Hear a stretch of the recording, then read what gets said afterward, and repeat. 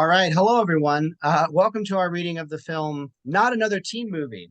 One of the better spoofs of the last 20 years. There's not a lot of good ones. This is one of the good ones. I have an amazing cast with me here tonight. I have Kevin, of course, playing Jake, played by the beautiful Chris Evans in the film. I think this was one of his first movies, so go Chris Evans. And then, of course, we have Anne playing Janie, as you can tell by the glasses down there. Where do you see Anne when And she the takes off those ponytail. glasses? Yeah, Oh, and the the The hair. ponytail. ponytail. I don't Oh, have overalls, sorry. No worries. We have Eric playing a whole bunch of people. We're all gonna be playing a lot of people. Eric's playing Priscilla and lots of other cool people. Logan is playing Austin, and lots of other people as well, including the wise janitor, favorite characters. Uh, we have Travis, who claims he's seen the movie, playing a bunch of people, including Areola and lots of other people. And then we've got me doing the scene description and playing all the offensive characters just so I can try to make this thing go smoothly. God, you're perfect. So there we go. We're going to go ahead and get started. Not Another Teen Movie. Screenplay by Phil Bowman and Buddy Johnson. Revisions by Bender, Epstein, and Jacobson. Interesting. Sounds like a law firm. Interior, Janie's bedroom. Gay. A la the opening shot of American Pie, the camera pans across the floor. We see a pair of paint-covered overalls and various other articles of clothing. the thing is, when I made that bet, I didn't realize that there was a whole other person inside of me, waiting to come out and say, "Hey, what's up? I'm the whole other person inside of you." Camera pans up past mood candles and an incense stick burning on top of a bedside table. Lying in bed, we see Janie Briggs, 17. Aside from a dorky ponytail and glasses, she's hot. She eyes the TV screen, smiles seductively, and pants softly as her hand runs across her chest. Reveal a scrambled scene similar to the one in She's All That on the TV, where tuxedo-clad Freddie Prinze Jr. look-alike stands across from Rachel Lee Cook look-alike out by a pool. Janie points to the scrambled television, excited. Oh, there he is. That's Freddie. He's wearing a tux, yes.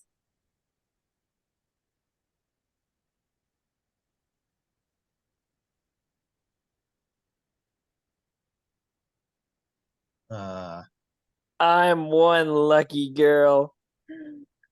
Shut up, Rachel. Me too. That's sweet.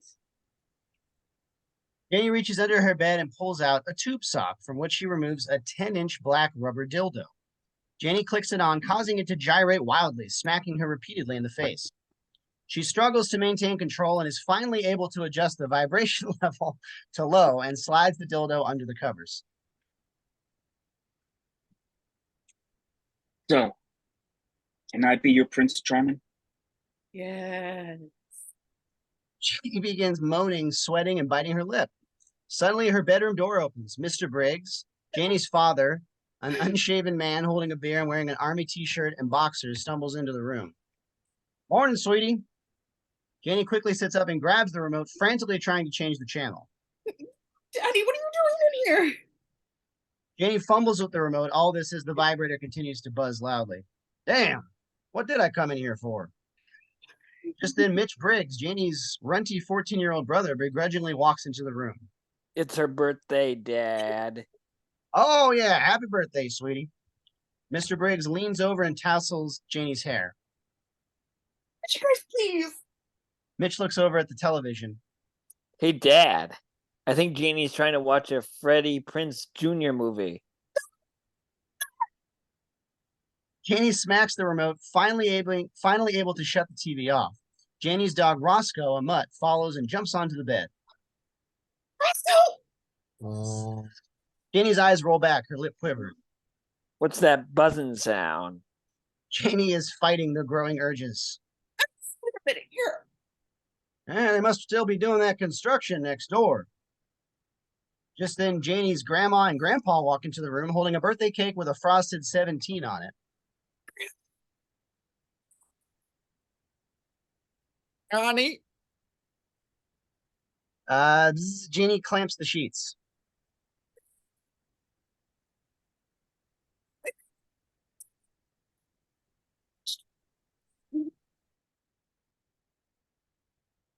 Roscoe jumps back onto the bed and begins to sniff around Janie's crotch area. Oh. He pokes his nose against the bulge in the sheets, causing the vibrator to switch from low to high. Roscoe. Oh. He throws Roscoe off the bed just as Father O'Flanagan, Janie's priest, enters in the doorway. Father O'Flanagan. Oh, Jenny, I've got a surprise for you. A half dozen children on crutches and casts wheel and wobble into the bedroom, wearing party hats and blowing party favors. I brought some of your special friends down from the center to wish you a happy birthday. Janie, completely humiliated, squeezes her knees together to muffle the sound of the vibrator, which makes her even more stimulated. Roscoe starts to tug at the sheets. Grandma holds the lit birthday cake in front of Janie.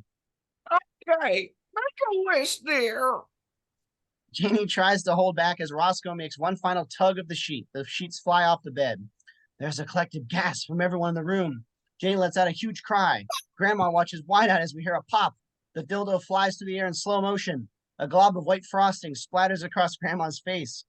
Reveal the dildo standing upright in the birthday cake and vibrating viciously, sending creamy frosting into the faces of all onlookers, including Roscoe.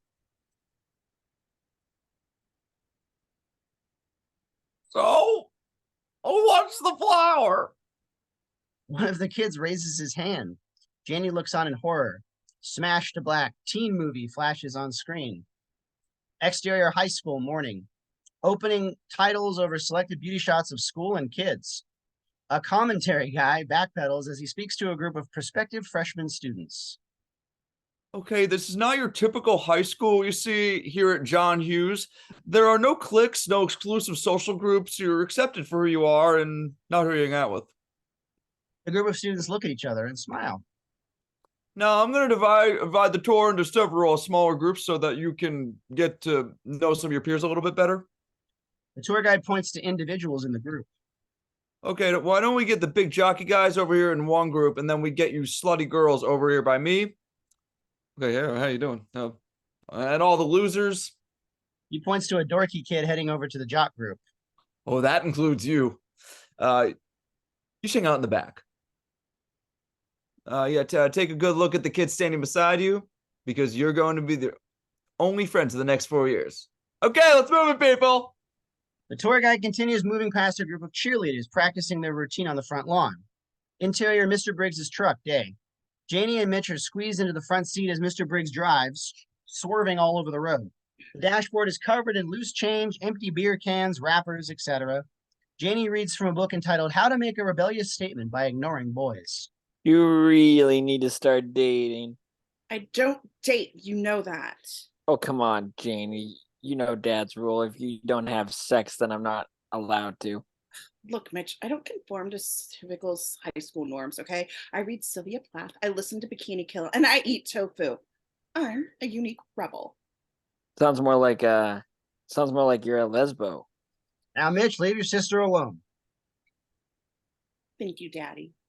If Janie wants to be a rug muncher, that's her decision. Jenny looks at her father, offended. Exterior front of school, day. A male cheerleader launches a female cheerleader into the air. The female cheerleader sticks her landing perfectly. Just then, Mr. Briggs's flatbed truck comes to a screeching halt, smacking the female cheerleader and sending her rolling over the hood of the car. Janie, wearing her pink-covered overalls and carrying a blank canvas, opens the passenger side door, which immediately falls off the car. I've been meaning to get that fixed. Mitch follows his sister out of the truck. Empty beer cans roll out behind him. I might be late to pick you guys up. Why? Do you have a job interview today? No, honey, I'll probably just be way too drunk. Oh, that's good. We won't want you drinking and driving. Oh, no, I'll be driving. I'll just be too shit-faced. Remember to pick you guys up. Okay, bye, Daddy. She kisses him on the cheek. Bye, Pumpkinhead. Mitch and Janie walk off towards the school. Reveal that Mr. Briggs's truck is on the front lawn of the school. He floors it, cutting across the front lawn as students dive to get out of the way. Exterior John Hughes High, parking lot, morning. A red Porsche pulls into the parking lot. Jake Weiler, 18, cute big man on campus with a cocksure grin and perfect hair, steps out of the car. Interior high school, hallway, morning. Jake cruises through the halls dressed in his Letterman jacket. He passes a picture of himself on the wall and checks it out. He then passes a picture of himself checking out a picture of himself.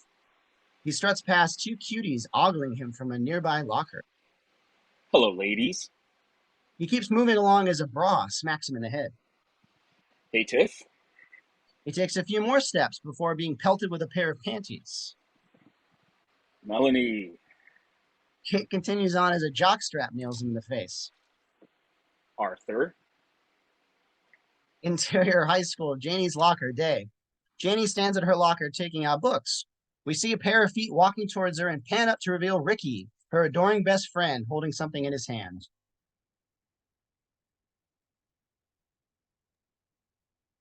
Here's Ricky. Hey, Ricky, what did you do this weekend?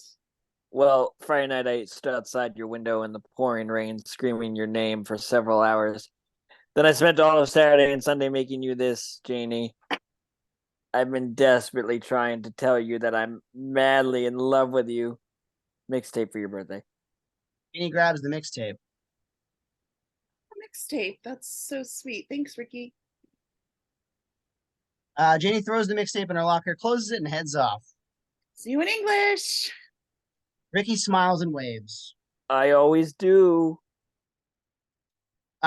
Exterior high school courtyard, morning. Bruce, a Seth Greenlight character from Can't Hardly Wait, bops down the hall wearing Asian-styled urban gear, sunglasses, hair spiked. He walks with two other Asian guys. Catch you guys later. The Asian guys shoot Bruce a look and turn the corner. Bruce removes his sunglasses, revealing that he is not Asian. He passes two white guys decked out in hip-hop gear and hats tilted to the side. What's happening? He walks off. The two white guys look at each other. Damn, shorty dogs pretend to be Asian and shit. Here's what. Can you see that, yo? Interior high school, Mitch's locker day. Ox, the American Pie, Chris Klein-esque, ultra-sensitive, all-American jock with doe eyes, stands at his locker. Bruce walks up to him and gives them a customary bow. Oh, hey, I talked to your mom. Just then, Mitch approaches his two friends, and they start walking. So you guys get any action this weekend? I visit grandfather. I played tetherball with my sisters. Jesus, we're pathetic. How are we ever going to lose our virginity by graduation? Mitch, we're freshmen. Hey, what's with the attitude? Not easy to get lucky here. The guys pass by a window, looking into the courtyard, reveal several students kissing and groping each other. Girls are sensitive, man. They're not looking for sex. They're looking for love. Just then, a couple hooking up moves towards the window. The girl's ass slaps against the glass behind Ox. Just fuck me. Just then, Mitch spots Amanda, a Jennifer Love Hewitt-esque perfect girl, bathed in golden light, walking towards them in slow motion. His mouth drops open as he stares longingly. Amanda Becker, she's so perfect. Amanda walks past without noticing Mitch. Keep dreaming. You nutty like fruitcake. Mitch gets in Bruce's face. Well, look who's talking, Mr. Miyagi. Bruce gets into a bad karate stance. Oh, you want some wax on, wax off? Paint the fence? Ox steps in between them. Guys, let's not do this. You can't let this tear the group apart. I mean, we've gone through way too much together. Little League, summer camp, measuring each other's penises. Oh, because I thought we agreed not to talk about that. Ox shrugs his shoulders. They keep walking. Why? We used your ruler. Interior high school hallway morning. Jake approaches his best buds, Austin, the Paul Walker-esque jock asshole, Reggie Ray, a la Billy Bob from Varsity Blues, and Malik, the only black guy in this entire movie. I can't wait till Friday's games, y'all. What about your head, Reggie Ray? The doctor said you have a blood clot the size of a grapefruit. 5 more concussions and you'll die. You should probably take it easy. Don't listen to him, Reggie Ray. Austin swings open his locker, accidentally thwacking Reggie Ray in the forehead. Mr. Not First String anymore isn't first string anymore. Besides, you know what happened last time Jake was calling the plays. Jake holds his tongue, but we can see that Austin's comments sting. Austin closes his locker and walks away, revealing Reggie Ray standing there woozily. He holds a stack of textbooks in his trembling hands. Malik, could you take these here books for a minute? Sure, why not? I am the token black guy. I'm just supposed to smile, stay out of the conversation, and say things like, damn, shit, And that is whack. Reggie Ray's eyes roll back in his head and he drops. Angle on Catherine, 17, the Sarah Michelle Gellar-like character with cruel intentions, wearing an ornate cross around her neck. She walks in slow motion, batting her eyes flirtatiously at Jake. She steps over Reggie Ray's body. Hey, Jade. Catherine, Can I ask you a question? Why is it every time I tell guys they can put it wherever they want, they stick it in my ass? Damn! that's just way too much information for me. No, too much information will be telling you that after they're done, I always take a huge dump Shit! on their chest. Oh, that is whack. Yeah. Jake looks down the hall off screen and smiles. Priscilla, the quintessential bitchy head cheerleader and most popular girl, walks into view in slow motion, flanked by her two most loyal followers, Heather and Ashley. All the students part, allowing the cheerleader clique to make their march down the hall. Commentary guy standing by his locker turns to the person.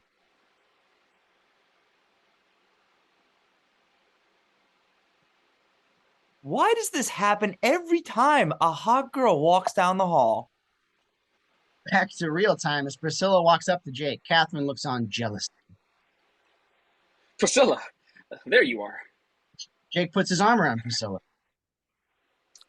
Jake, I need some T to the fourth power Y.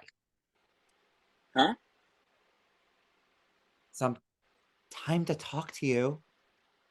Exterior high school courtyard morning. Through a video camera, we see Jake and Priscilla sitting on a bench outside in the courtyard. You're leaving me for this guy? Sorry, Jake, but we met over spring break. Reveal Les, a goth teenager like Wes Bentley in American Beauty, standing in front of Jake and Priscilla, dressed in black, holding a digital camcorder. He shoots a cold stare at Jake.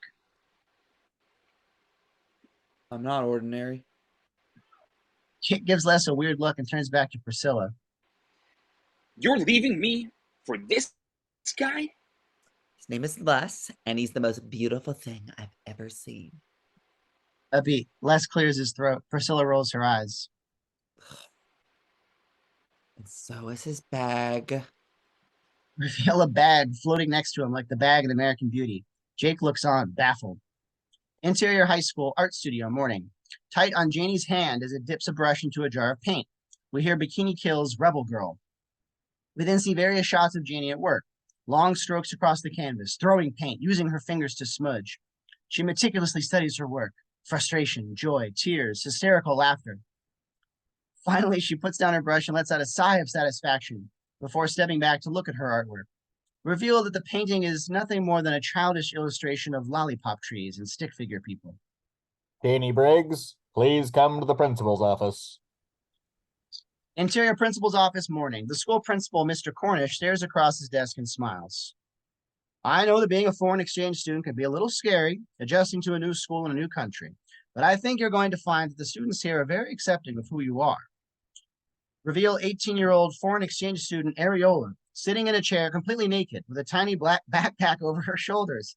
She smiles vacantly. Areola is buck naked and will be the entire movie.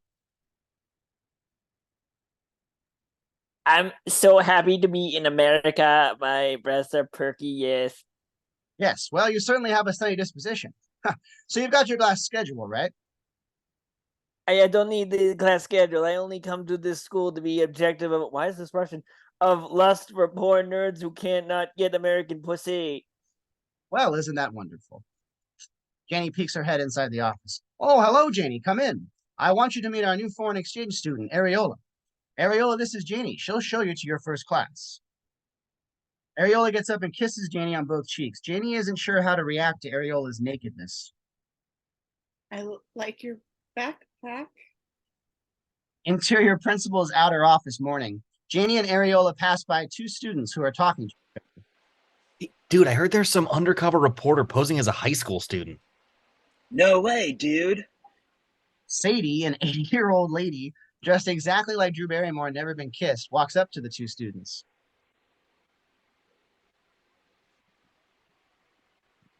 So, do either of you know where Mr. Keller's English class is? Down the hall on your left. Sweet. Thanks. Sadie walks off, a beat. Dude, It could be anybody. Interior high school hallway morning. Janie leads Ariola through the halls. The leggy foreigner holds a few textbooks up against her chest.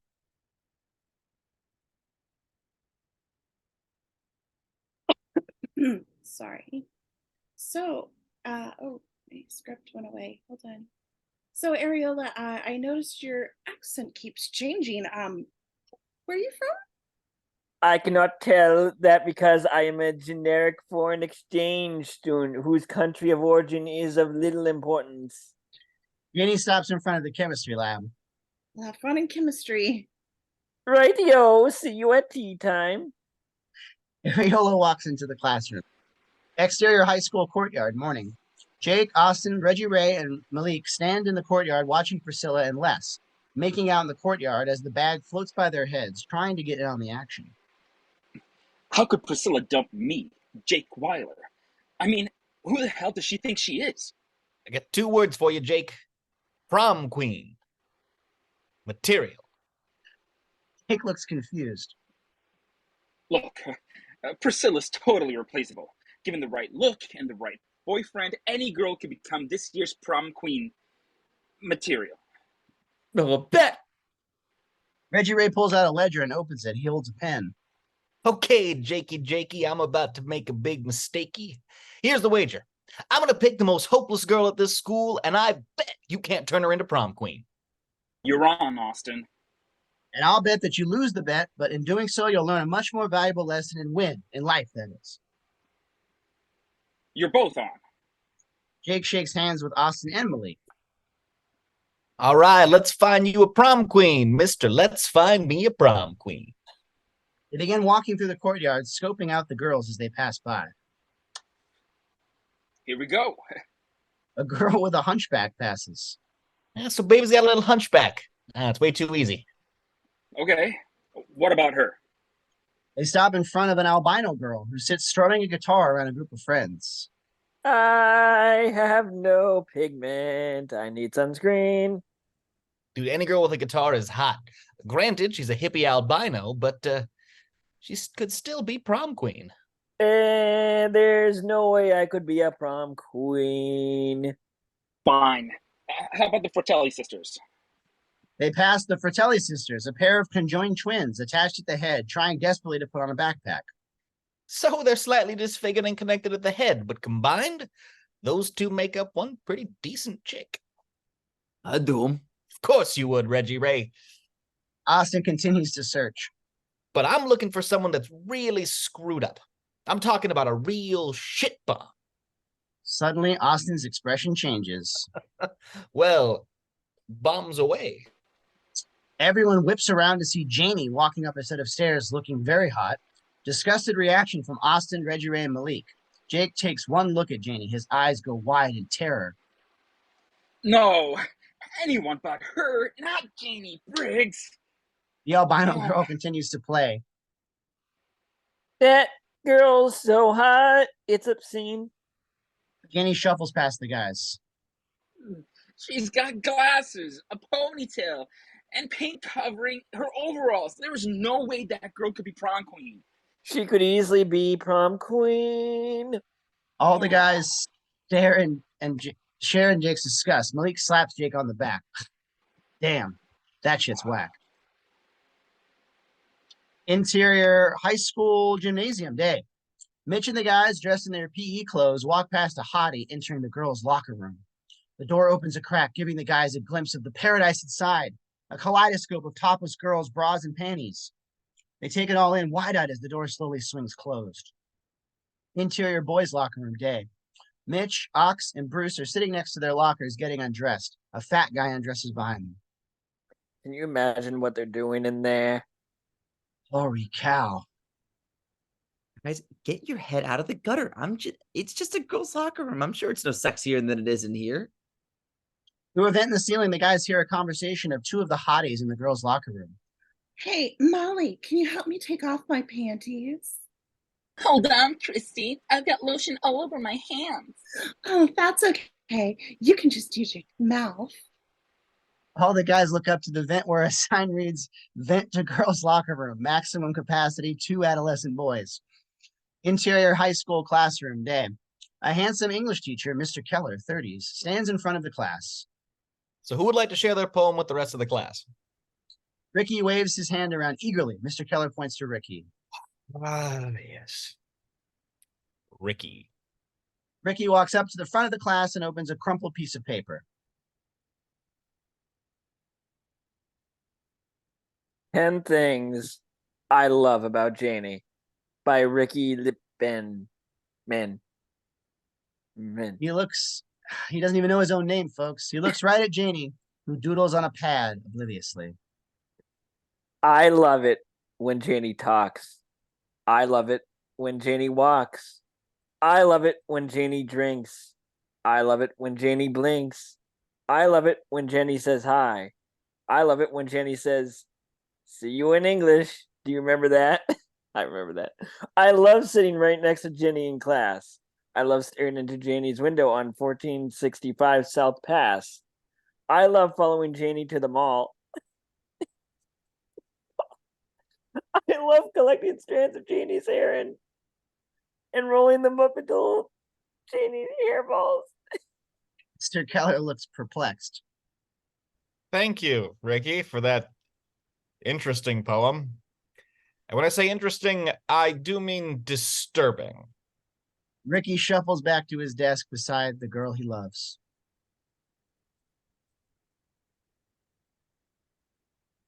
So, what did you think? Oh, I think whoever this Janie person is, she's one lucky girl. Ricky turns and gives a thumbs up to a girl sitting beside him. Interior high school, air ducts, day. Mitch, Ox, and Bruce are crowded into an air shaft, trying to stare down into the girls' shower, but are unable to see anything through the steam. Oh, I'm sorry. Where did my script went away? I can't believe we just did all that stuff to each other, Molly. No, it's bottom of 25. Is that not it? No, it's, yeah, bottom of 25. Oh, hey, Molly. The hot water's not working on my shower. Mind if I share yours? Not at all, Christy, but you're gonna have to get real close. Okay, how about I press up against your back? The girls giggle. Mitch, Ox, and Bruce begin to sweat from the steam. Don't worry, once the steam clears, we get a glimpse of the promised land. Interior high school classroom, day. Mr. Keller stands at the front of the class. All right, let's open our books and continue with our poetry lesson. You want to know what I think about poetry? The obnoxious kid lets out a fart, and the class breaks into hysterics. Oh, is that amusing? Is that what your generation considers to be humor? Now, Shakespeare, Moliere, Oscar Wilde, they were humorous, the sublime poetic genius of a clever turn of phrase. That is true comedy. In the front row, Sadie, the 80-year-old undercover reporter, stares at Mr. Keller dreamily. Interior high school air ducts, day. Mitch and the guys are still cramped in the duct and are now sweating profusely and looking completely frustrated. Can't believe we just did all that stuff to each other again, Molly. It was the once in a lifetime kind of experience, Christy, that will never, ever happen again. Showers turn off and the girls leave. We're fresh out of steam, Mitch. Besides, we should really respect their privacy, don't you think? Ox, Bruce, and finally Mitch begin to back out of the duct, passing over the girls' toilets. Just then, the bathroom door swings open, and a dainty hot girl whistles as she walks into one of the stalls. Mitch and the guys pass over the toilets. Jackpot.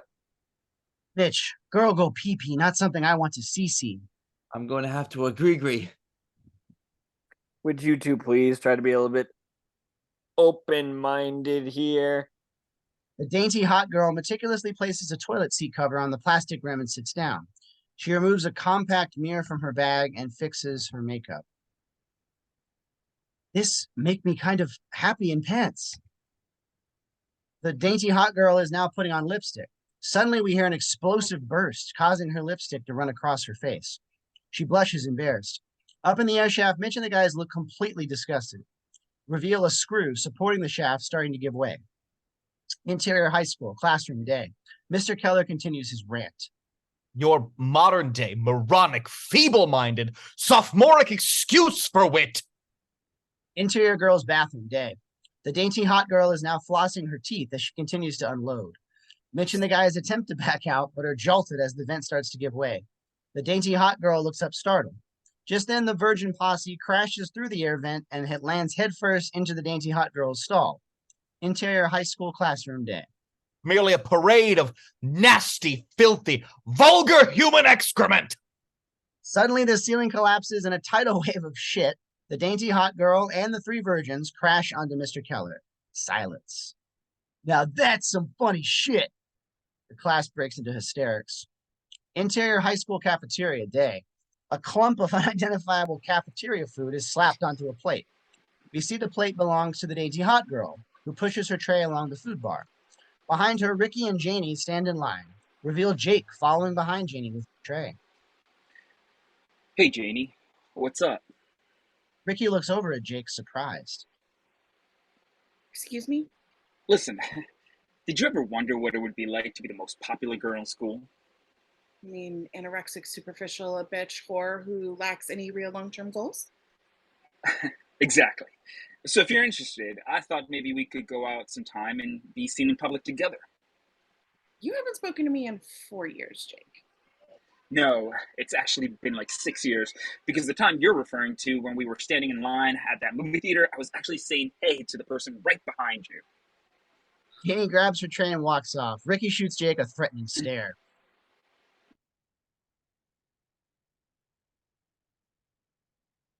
I suggest you take off that sleeve, my friend, Ricky grabs the sleeve of Jake's shirt.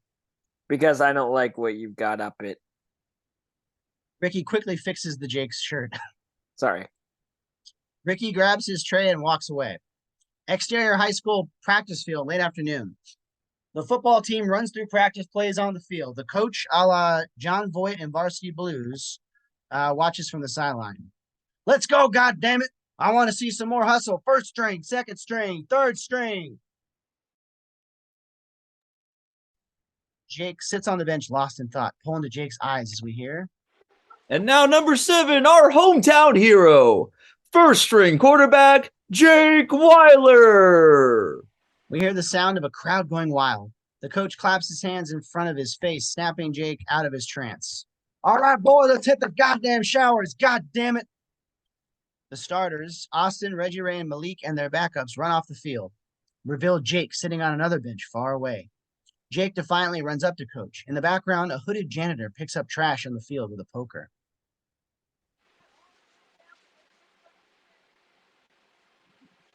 But coach, what about fourth string? I didn't get to practice. The coach grabs Jake and starts whipping him around. Weiler, after the goddamn shenanigans you pulled last season, you should be thanking God that you're still in a goddamn uniform. God damn it. The coach literally picks Jake up and drops him over his knee. The coach walks off, leaving Jake writhing on the ground. Interior gym, late afternoon. A la Bring It On, Priscilla and her posse sit behind a card table. Priscilla leans over to consult with the other girls. Look, we're down a cheerleader for Friday night state championship game against North Compton, and those girls always try to bring it. Bring what, Priscilla? Bring it. Right, what is it? It's just what they bring, okay? So then it is what? What? Exactly, that's what it is. No, it is what I want it to be. Even if what is what it is, and it what is just, it's just it no matter what. Got it? Just then the door to the gym opens, revealing Sandy Sue, a perky 16-year-old straight out of the late 1950s. Little sweater, scarf, a tight little skirt. Priscilla looks at her list. New girl.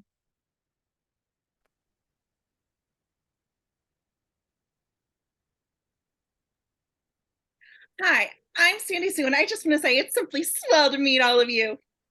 Reactions from the table of cheerleaders who shoot Sandy Sue looks. Yeah, Peachy, I assume you brought a routine. You betcha. Sandy Sue takes a deep breath and begins. Oh my God. Give me an H. Give me a U. Give me a giant pussy like an ass fucker. Punch it. The cheerleaders look confused. Sandy Sue turns bright red. Gosh, I'm sorry. That was my Tourette's. The other cheerleader leans over to Priscilla to consult. I don't know about her. Priscilla turns to the cheerleaders. Let's get one thing straight. This is not a cheerocracy. I'm the cheer-tater. I make the cheer decisions around here, and I deal with the cheer consequences now. If there are no more cheeruptions, we can cheer-tinue. The other girls look confused. Priscilla eyeballs the four cheerleading hopefuls. The first three are all just a little overweight. Fat thighs, fat ankles, God, really fat elbows. All eyes fall on the svelte Sandy Sue. Hey.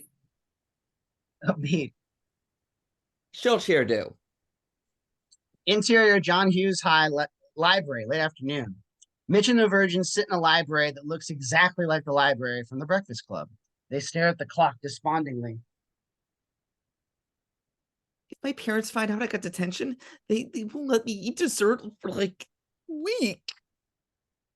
We have disgraced ourselves and our families. Guys, I'm sensing morale is a little low here. What we need is a new plan, something that'll actually work. Ox and Bruce smile. I say we make a pact right here, right now, before the end of the year. We all get laid. A beat. But we always have a pact. Yes, my leaning disabled friend. Only this time it's for real. I mean, we've been waiting for this moment since we hit puberty. That was 2.5 weeks ago. I just got first hair on ball.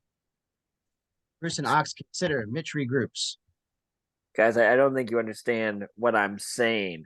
I'm talking about becoming the masters of our sexual dynasty. Or destiny.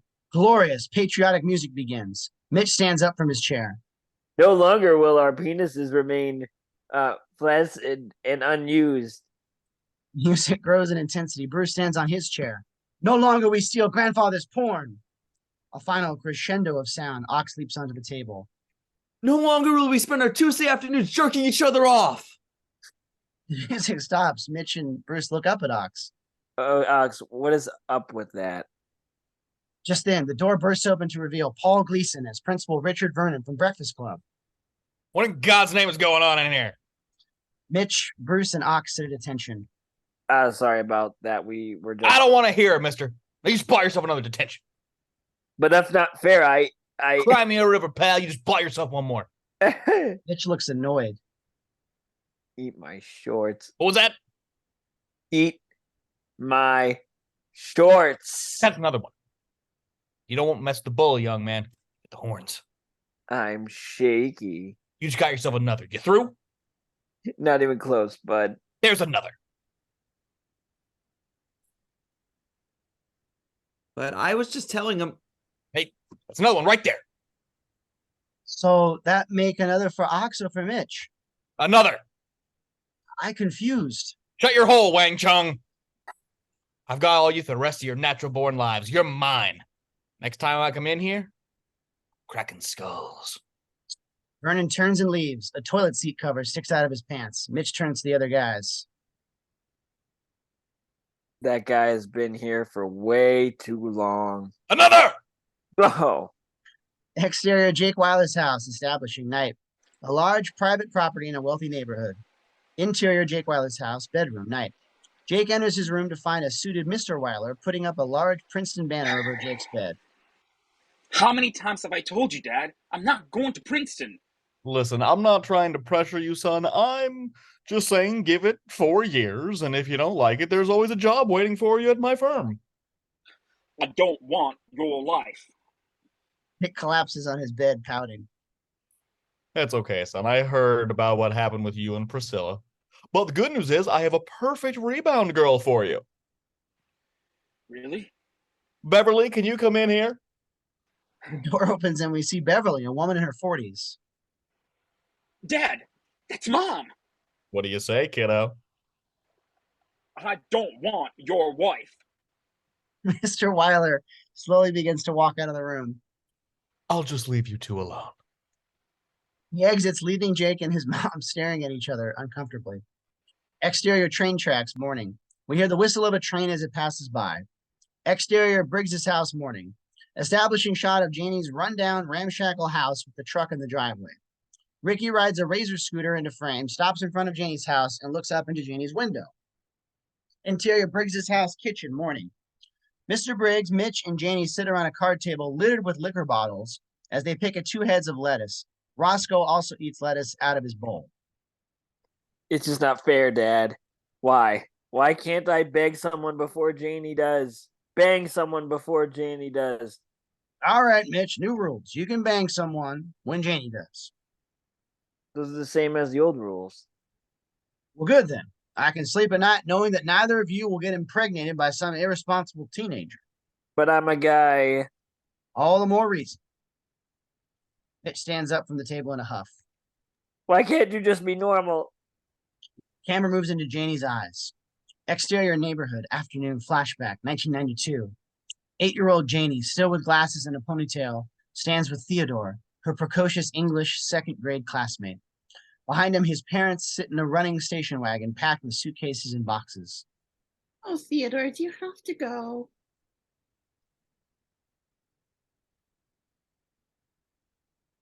I wish it weren't so, Janie, but my father has been transferred to an office in Wisconsin.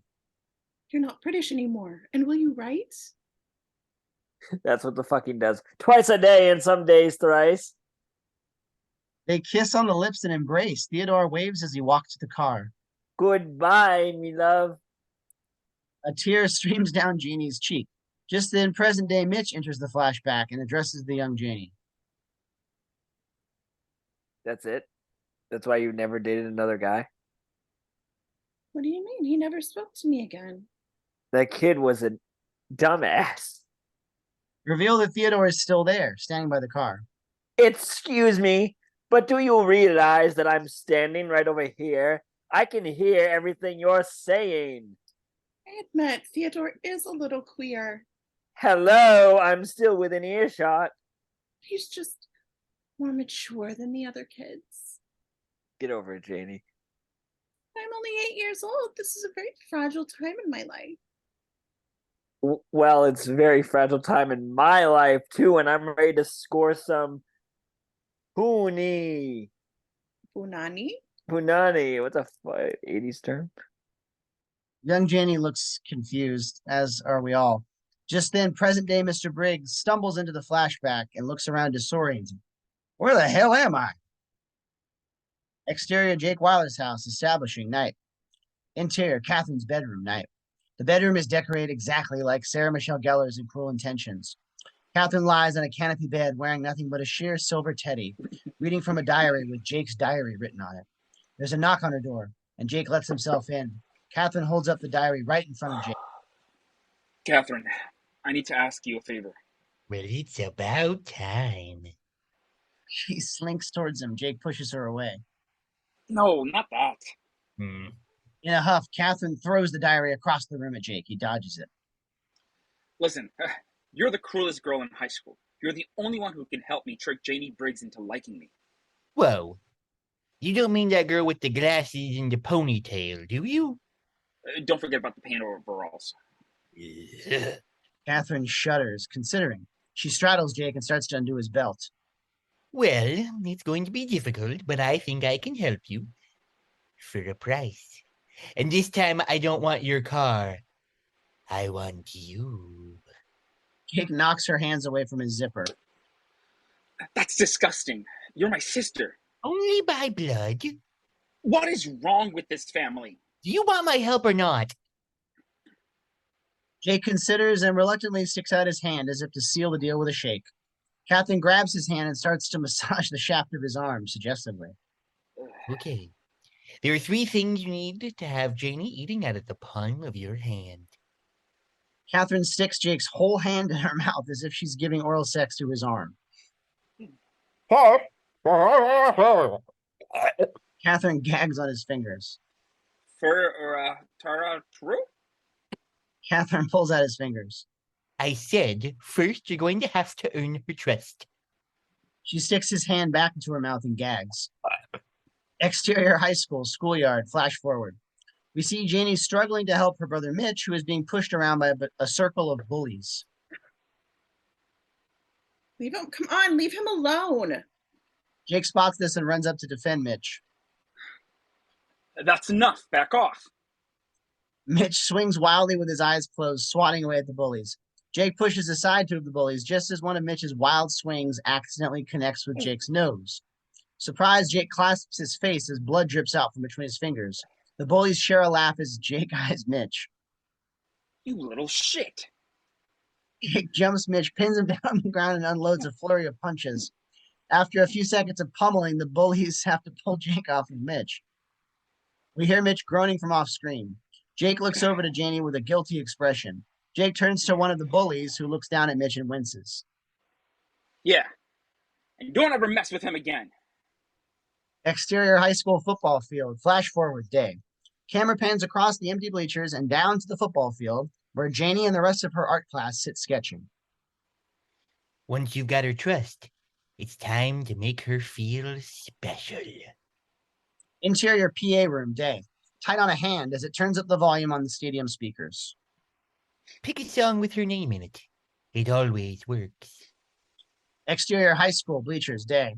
Janie sits on the football field sketching with the rest of her art class. Janie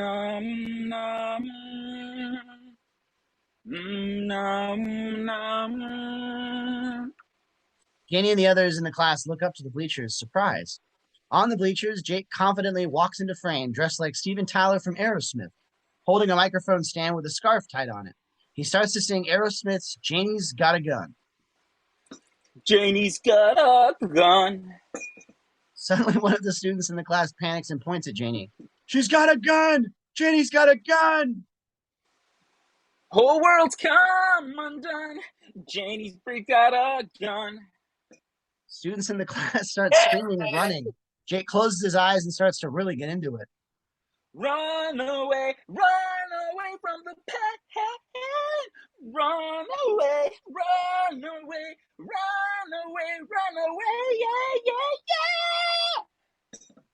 Security guards approach an unsuspecting Janie, taser her, cuff her hands behind her back, and drag her off the field. Jake opens his eyes to see that the field is now completely empty. Oh. Exterior Jake Weiler's house, night, a shot of Jake's house. After you've succeeded in making her feel special, it's time to put the icing on the cake. Janie stands at the front door and knocks. She waits a beat before the door opens. Janie, I'm glad you showed up. Come on in. Interior Jake Weiler's house, night. Janie follows him into the living room. Look, the only reason I'm here is so you'll leave me alone.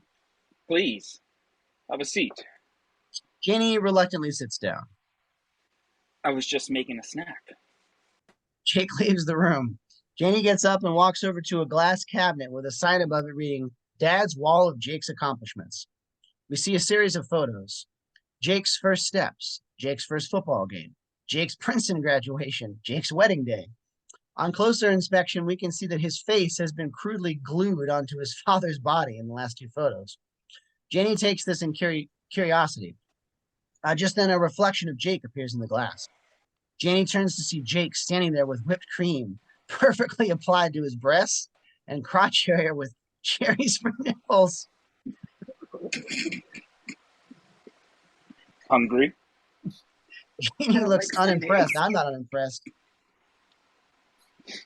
I don't like Sundays. Oh, it's not a sundae. It's a banana split. I don't like those either. Jake lowers his head, crushed. Okay, I'll take you home. He turns his back to her to walk out, reveal a banana sticking out of Jake's ass. Exterior Briggs's house, establishing shot, night. Interior Briggs's house, kitchen, night. Mr. Briggs sits at the kitchen card table drinking. A train passes nearby, causing the entire house to shake. Mr. Briggs spills his drink everywhere. Roscoe sits on the floor. Mitch walks in. Hey, Dad, can I talk to you about something? Of course, son, you can always talk to me. Well, I was sort of wondering, what exactly does sex feel like? Geez, champ, I'm not sure how to answer that. It's a big question. Well, I guess if I had to pick something, I would say that sex feels like ding. The oven timer goes off. Mr. Briggs walks over to an oven and pulls out a fresh baked apple pie. Warm apple pie? No thanks. Mr. Briggs puts the pie down. I don't know, Mitch. Sex is pretty much an indescribable sensation, but I can tell you this: it's tender, it's sweet, and deeply, deeply satisfying. Well, thanks, Dad. I can't wait. Mr. Briggs pats Mitch on the shoulder. No problem, son. Your time will come. Mitch walks out of the kitchen. Mr. Briggs smiles, waits a moment, and looks down at the pie. He quickly drops his pants. Oh, you're going to get it. He dives on the pie, and Roscoe covers his face, ashamed. Exterior Austin's house, backyard, day. Austin, Jake, Malik, Reggie Ray, and his pet pig Sausage sit outside at a barbecue a la Varsity Blues. Malik listens to a Discman and bops to the music. So, Jake, how's it going with Janie? Janie, I've got a big paint stainy.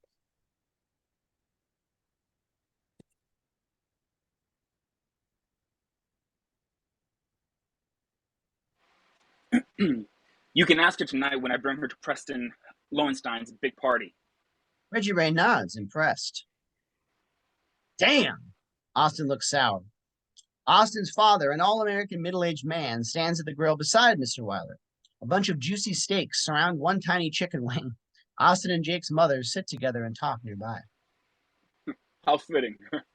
Everyone here is eating steak, but your boy, he's the chicken. Look, Jake might be a little rattled, but he'll always be more of a quarterback than Austin. We'll see about that. Come on, son, let's show him. Austin's father places a beer can on his head. I smell a bet. Reggie Ray opens up his ledger and takes out a pen. Austin, with a cocky grin and football in hand, fires a perfect spiral that knocks the can off cleanly. Everyone looks impressed. Mr. Weiler stands up, ready to answer the challenge. All right, Jake. Mr. Weiler turns to find Jake, who doesn't move. Come on, son. Yeah, Jake, do it for Marty. Jake shoots Austin a cold stare, pulling tight on Jake's eyes. Interior high school football stadium, flashback, night. Jake stands on the sidelines with the coach. The hooded janitor stands in the background. Marty, Janet. No. The coach What? looks up to the stands to see fans cheering for Marty. He looks down at his bench to see Marty, a spunky little guy with a glint of hope in his eyes. All right, Marty, get your stumpy little ass in there. Marty excitedly throws on his helmet and takes the field. The crowd goes crazy. Wilder, we got this goddamn game wrapped up tight. All you gotta do is run out the clock. Jake shoots the coach a look as he takes the field. So for God's sakes, don't try anything fancy, god damn it. Exterior Austin's house, backyard, present day. With a look of determination, Jake grabs the football. All right, let's go.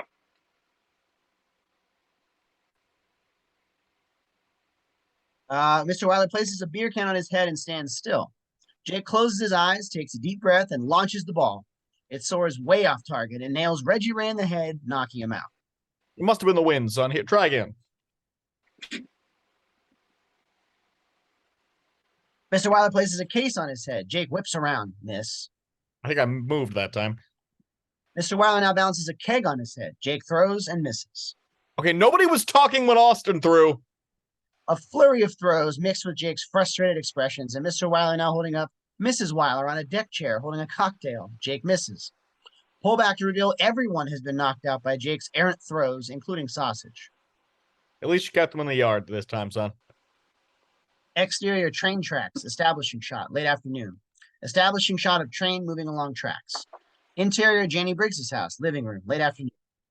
Mr. Briggs sits on the sofa and laughs as he watches static on a black and white TV. Janie and Mitch sit beside him uncomfortably. Mr. Briggs brings a beer can up to his lips, but stops just as a train passes, shaking the house. He smiles and waits.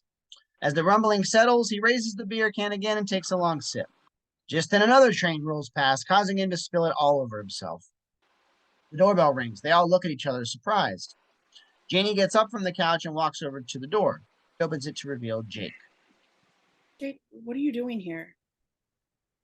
I'm bringing you to Preston Lowenstein's big party. I can't. I'm not dressed to go to a party. Look at me. I'm a complete mess. Just then, Catherine walks in through the door holding a vanity kit. I'd say you're one big fucking train wreck. She grabs Janie by the hand and drags her up the stairs. Interior Janie's bedroom, late afternoon. Janie stands in front of her mirror as Catherine stands behind her, strategizing. Catherine paces back and forth. Maybe a little cover up will do the trick. She goes to her vanity kit, removes a burlap sack with holes cut out for eyes, and places it over Janie's head. She looks down at Janie's body. Well, what can we work with here? Oh, those look very nice. Everything seems to be in order down there. Catherine blows into Janie's stomach, making a strange sound. Janie quickly removes the hood. What the hell are you doing? Catherine looks at Janie. Suddenly, she claps her hands together. That's it. I've got it. What? Well, it might seem crazy, but you're just gonna have to trust me. She walks up behind Janie and with dramatic music, slowly removes her glasses and pulls the scrunchie from her ponytail. Janie shakes her head, letting her hair fall down. The music stops as Catherine steps back. I did it. I'm a miracle worker. Janie stares at herself in the mirror, wide-eyed. Interior Janie Briggs's house, living room, late afternoon.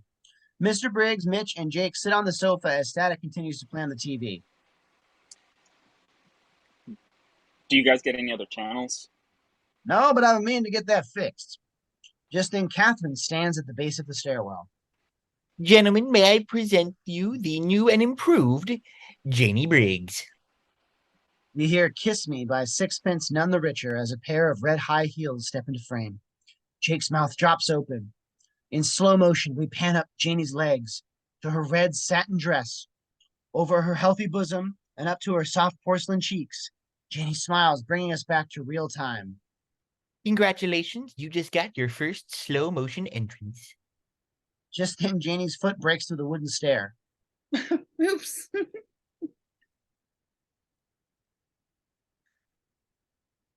Oops. She tries to pull her heel from the hole, causing the entire staircase to collapse beneath her. Janie disappears as a dust cloud settles.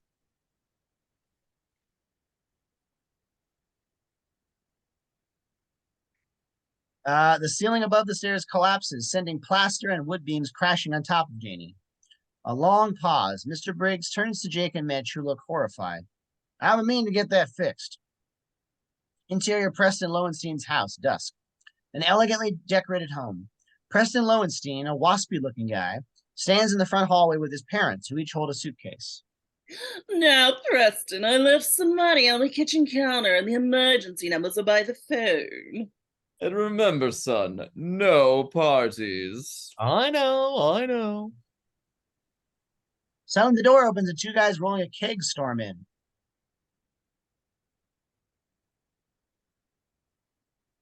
Eggs coming through. Preston's father moves out of the way. Oh, excuse me. We're really trusting you here, Preston. A roadie walks in. Where do you want to set up the speakers, Preston? Well, you can just move all the crap in the living room. Listen, you guys should really hit the road because I'm about to take your antique Ferrari to the inner city to get some hookers. Well, all right, sweetie. We'll call you later to check in. Preston's mom leans in and gives him a kiss on the forehead. By that point, I'll be so high, I won't even know where the phone is. His father pats him on the back. Man the fort, son. Preston winks at his father. Preston's parents move towards the door. Just as Preston's father reaches for the knob, a flood of teenagers rush into the house. Mr. and Mrs. Lowenstein look at each other, beaming with pride. We've got a great kid. We sure do, honey. We sure do. Exterior Bruce's house, night. Mitch, Ox, and Bruce walk out of Bruce's house.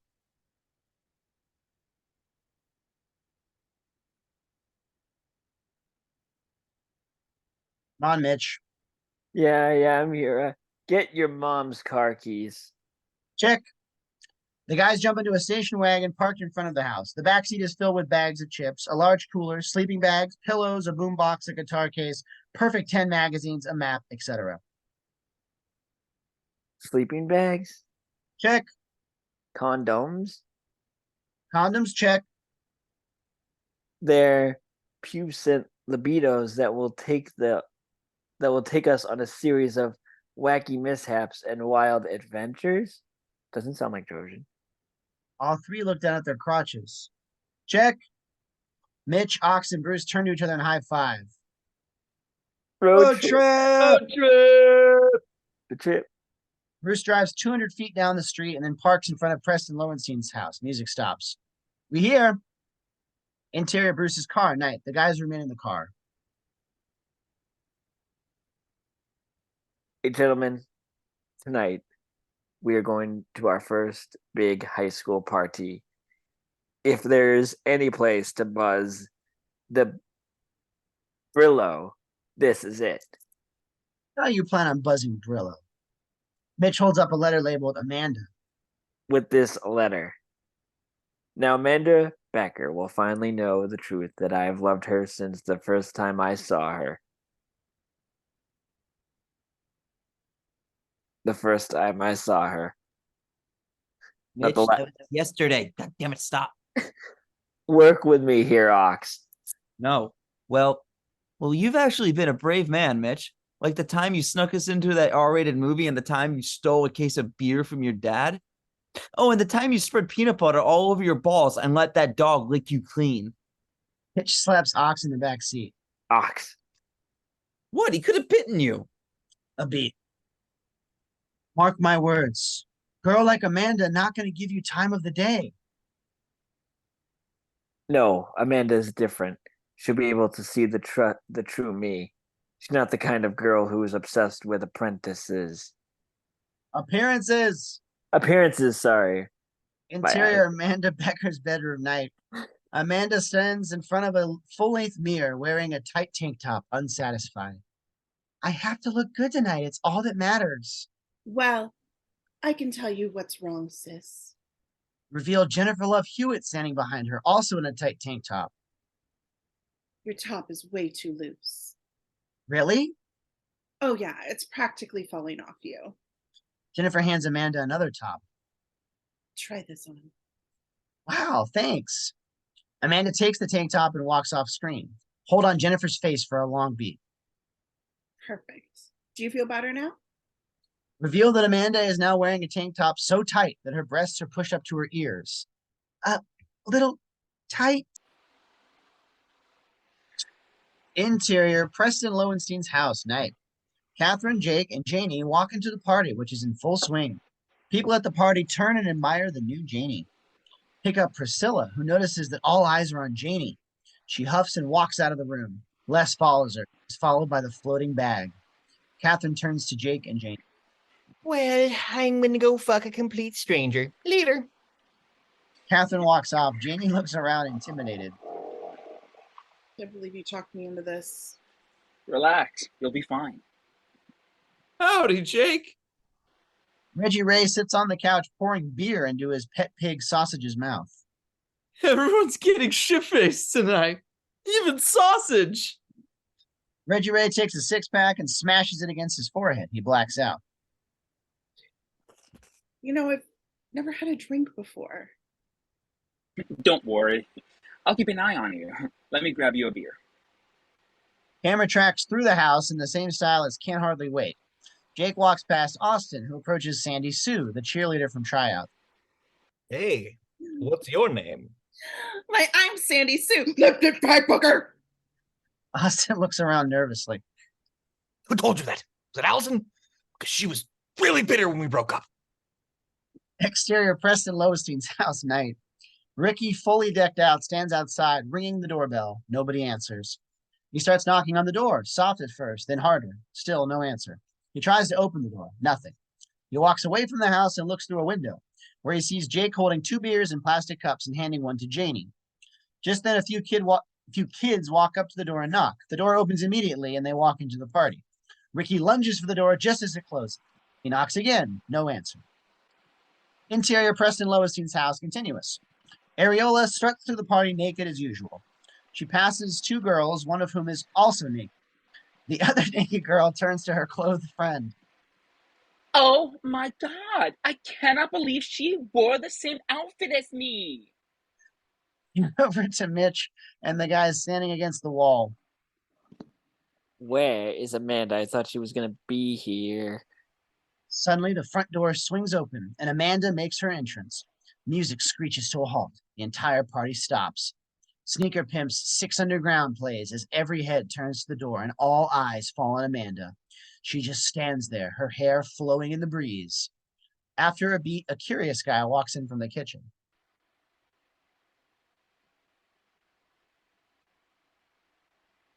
Hey, what's going on? Commentary guy stops him. We can't talk until she starts moving again. Finally, Amanda takes a few steps forward and everything resumes to normal. The door closes behind her just as Ricky is about to enter. We pick up Priscilla and her two friends who shoot Amanda nasty looks. Their dialogue is subtitled.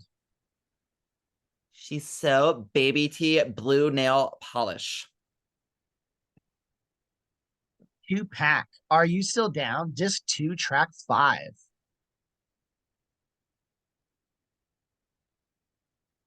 AKA, she's a complete fake ass bitch. What a cheap horror.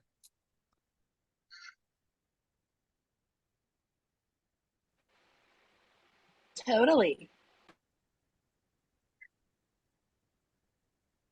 Malik walks past them and we follow him into the kitchen where another black guy stands by the keg. Malik looks at him curiously. What are you doing here?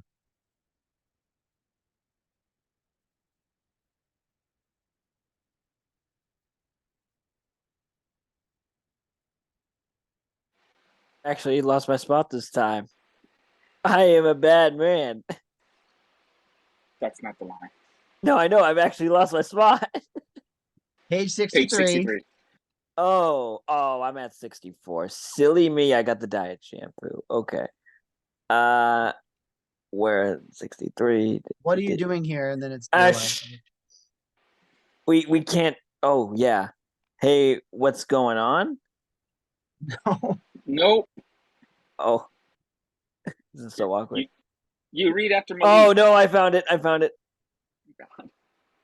I think this is it. I'm the token black guy at this party. Yeah, well, I'm the token black guy in this movie, so get the hell out of here. The other black guy puts his beer down and shoots Malik a look.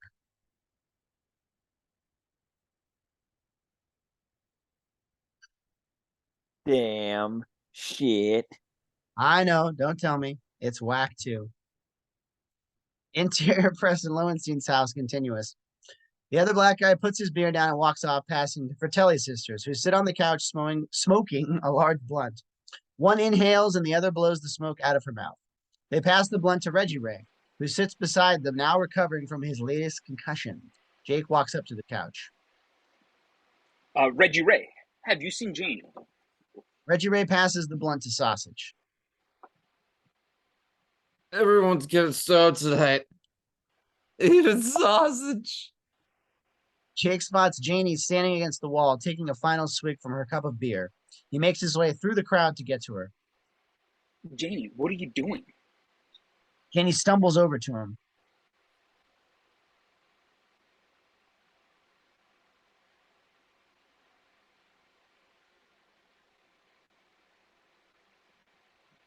I'm having a good time. Janie pushes him away and stumbles off into the crowd. Isn't that movie? Wait. Interior Preston Lowenstein's house continuous. Jake chases after Janie, crossing Mitch, Bruce, and Ox, who walk through a hallway, spotting Amanda a la Can't Hardly Wait, sitting on the edge of a couch alone in the living room. Mitch stops, pulling the letter out of his pocket. Go. You must have honor. Mitch nods, walks into the living room, and approaches Amanda. Just as he reaches her, reveal a dorky guy cutting him off. Hey, no cutting. Back of the line. Reveal a long line of dorky guys, all clutching letters in their hands. At the front of the line, a pudgy nerd hands her a letter. Thank you. Next. Discouraged, Mitch folds up the letter and puts it back in his pocket. Interior Preston Lowenstein's house continuous. Catherine walks up to an uninterested guy leaning against the wall. Hi, my name's Catherine. I know. We just had sex 5 minutes ago. Uninterested guy walks away. Catherine leans against the wall, dejected. Sadie, the old lady, stands next to her, looking equally dispirited.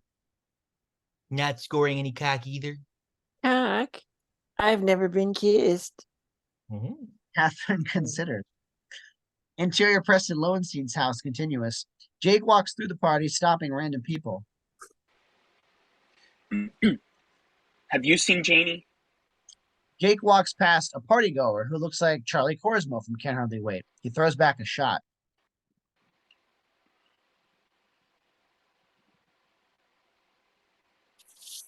I feel my legs. He raises his arms over his head triumphantly. Pull out to reveal that the partygoer is sitting in a wheelchair. You can never feel your legs. The partygoer drops his head, bummed out. Interior Preston Lowenstein's house continuous.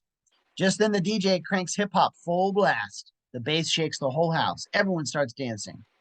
Jake finally spots Janie, standing amidst the dancing crowd. Janie leaps up onto a table, uninhibited, a la Julia Stiles in 10 Things I Hate About You. Just then she slips and falls. The music stops and the crowd is silent. Janie looks up as Malik makes his way through the crowd towards the table. You could do it, Janie. Just do what I taught you. Just then, Janie rips off her dress, revealing a ballet uniform, and breaks into hip-hop ballet a la Save the Last Dance. The crowd forms a circle around the table and cheers Janie on. Go, Janie! Go, Janie! Go, Go, Janie! Janie! Go, Janie! Go! Jake pushes through the crowd and grabs Janie off of the table. Janie, I have to talk to you. Janie flings Jake off and runs out of the crowd. Jake sighs, frustrated, and chases after her. Interior Preston Lowenstein's house continuous. He passes Reggie Ray, who's still on the couch, tying an elastic band around Sausage's little pig leg. He taps Sausage's leg, searching for a vein with one hand and holding a syringe in another. Everyone's shooting up tonight. Eat sausage. Pick up Mitch and the guy standing at the base of the stairs. We see the three hotties from earlier going up the stairs. Mitch and the guys follow. No. Yes. Interior Preston's house, bedroom number 1, night. In a bedroom at the top of the stairs, we see a confused guy on top of the Fratelli sisters. No.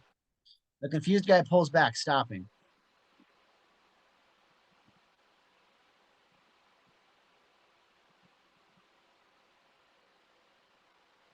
When she says no, she means yes. Don't. Yes, she does. Sarah pulls the confused guy back on top of him. Interior Preston Lowenstein's house, bedroom number 2, night. In another bedroom, we hold tight on Sadie and Catherine, who sit across from each other, Indian style, on the bed. On the wall behind them, there is a large mural of Central Park, a la the Sarah Michelle and Selma Blair scene in Cruel Intentions. Okay. Now close your eyes and wet your lips. Are you for real? Do you want to learn or not? I guess. Catherine leans in and gives a tiny peck on her lips. See, that wasn't so scary. It was nothing. Okay, let's try again. Only this time, I'm going to stick my tongue in your mouth. And when I do that, I want you to massage my tongue with yours. And that's what first base is. Okay. Eyes closed. Sadie closes her eyes and Catherine leans in once again. They begin French kissing, their tongues mashing for a long, long time. Catherine pulls back from Sadie and a long, thick string of saliva bridges between their lips and doesn't break. That was cool. Pause. Catherine contemplates. Now, have you ever eaten pussy before? Interior Preston Lowenstein's house, hallway night. Pick up Bruce in the hallway as he approaches the 2 Asian guys from earlier standing in line for the bathroom. What up, my yellow brothers? The Asian guys look at each other offended. Asians in the house. An awkward beat. Exterior house, night. Ricky clumsily tries to climb up the side of the house using the gutter. Interior Preston Lowenstein's house, hallway, night. Nearby, Mitch and Ox stand outside a room where the sounds of girls giggling come from inside. Mitch gently cracks the door open. Interior Preston's house, bedroom number 3, night. Inside, three hotties have a topless pillow fight and laugh. White feathers fill the room.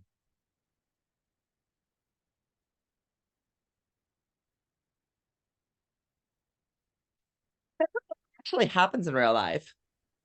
And why are we doing this? No idea. Inside the room, we see that Ricky is attempting to come into the window on a ladder. One of the girls takes the swing at the other with a pillow, misses, and ends up hitting Ricky square in the face. He goes flying backwards. Exterior, Preston Lowenstein's house, or his backyard, night. Jake walks out of the house to a large pool in the backyard.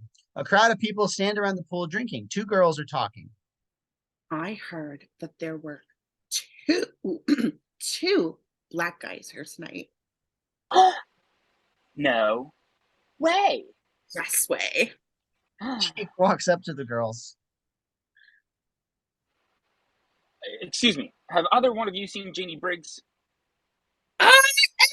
Oh, golden God! Jake looks up to see Janie standing on the roof with her arms outstretched. She dives headfirst into the pool. Everybody cheers except Jake. Janie climbs out of the pool to find Jake standing there with a stern look. I told you not to let me drink. Janie, I gave you non-alcoholic beer. Pause. Oh. Just then, Priscilla and her bitch posse spot Jake and Janie. Priscilla gets in Janie's face. What the hell are you doing here? I was invited. Isn't your dad my gardener? No. You got fired 3 months ago. Look, you may have lost your glasses and your ponytail, but to everyone that matters, you're still a loser.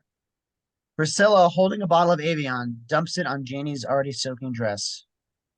Oopsie. Everybody gets quiet. Janie stands there, maintaining her composure. Her eye twitches ever so slightly. Oh, you're not going to cry, are you? A pause. Janie breaks into loud, sobbing hysterics. Jake and the other partygoers watch Janie, embarrassed for her. Janie runs through the crowd, her arms flailing. She can't seem to find her way out of the pool area.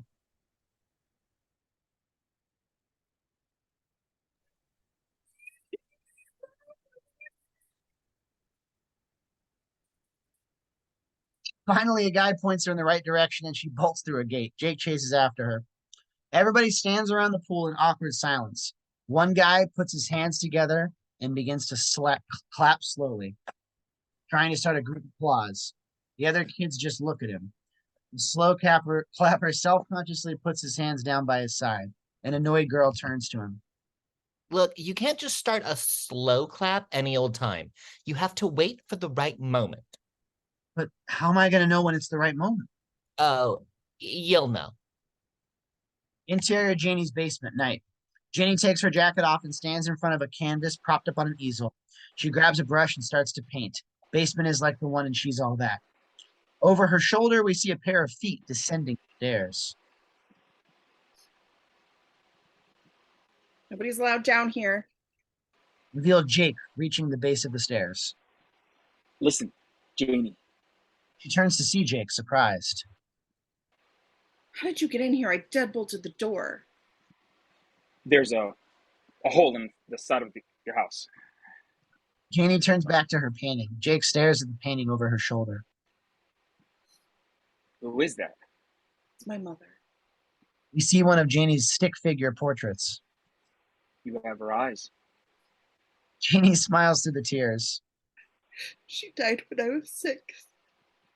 I'm so sorry. Janie has a nostalgic twinkle in her eye. I remember it like it was yesterday. Christmas, 1989. Dad had just gotten fired from the zipper factory. Mom was still pulling in tricks to make ends meet. Daniel Day-Lewis won an Oscar for My Left Butt. And all I wanted was one of those little wetsy dolls. I remember those. You push her belly and she'd piss all over herself. She said she was going to go out to get my dad a bottle of gin, but I knew she was going to get me that present. It was raining so hard that night. My boots were slippery. Wells up. Oh God. Car accident? No. cancer. Jake looks confused. It was hard. I had to take on a lot of her responsibilities, cooking and cleaning and breastfeeding Mitch. That's all in the past, Janie. You should be thinking about the future. Just look how talented you are. I have this dream of hopping on a plane one day and going to Paris. There's an art school there, but I can't afford it unless I find some way to raise $26,000 before admissions cut off. Oh my god. You know my family gives a scholarship to a young girl who can't afford to get into art school every year? His eyes open wide, hopefully. Really? That's amazing. Yeah. This year we gave it to Lupe Rodriguez, a Mexican finger painter. I think you'd really like her work. He looks disappointed.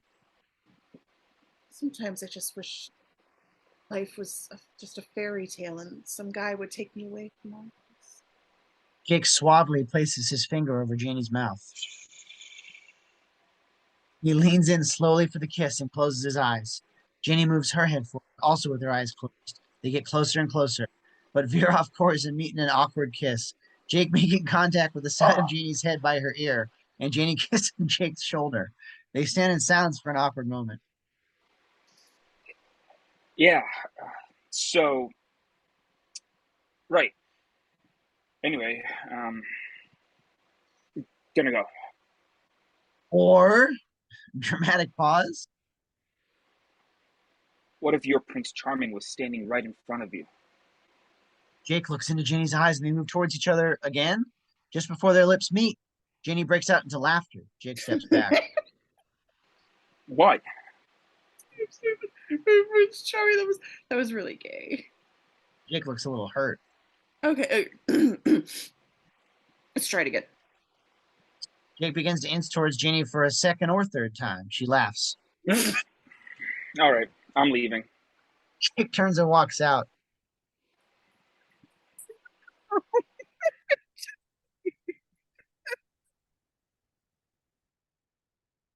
Interior Mr. Briggs's truck, morning. Janie and Mitch sit in the front seat as Mr. Briggs moves the steering wheel back and forth and presses the gas. The engine hums loudly as windshield wipers wash away a steady stream of water. So, Janie, I saw Jake's car in the driveway last night. Is he your boyfriend now? No. Admit it, you like him. You want him to finger blast you. Shut up, Mitch. Oh, come on, Janie. You're totally changed from him. You lost the glasses, no more ponytail. You don't smell anymore. What? Mr. Briggs giggles to himself. It's true. Jake wants you and you want him, so just spread your legs already. Then Dad's rule won't keep me from getting some beaver of my own. I've got news for you, Mitch. The only reason Dad made that rule was to protect you from the harsh reality that you could never get beaver anyway. It's true. Mitch drops his head, humbled a beat. Daddy, you're still in neutral. Mr. Briggs looks confused. In exterior Briggs' house morning, reveal that the truck still sits in the driveway as it's pelted on both sides by a lawn sprinkler. It's true. Interior high school hallway morning. Two students raise a giant banner reading John Hughes prom this Saturday night. Written in parentheses below that, dancing is prohibited. Jenny walks through the hallway. From behind, Ricky rides up on a razor scooter holding a flyer, tries to do a hockey stop and wipes out. He quickly hops back up.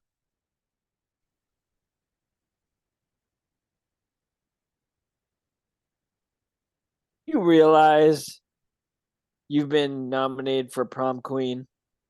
Jenny grabs the flyer out of his hand, surprised. I can't believe it. Do you have a date yet? Nobody's asked me. Do you want to go? Of course, if somebody asks. I'm asking you right now. About what? The prom.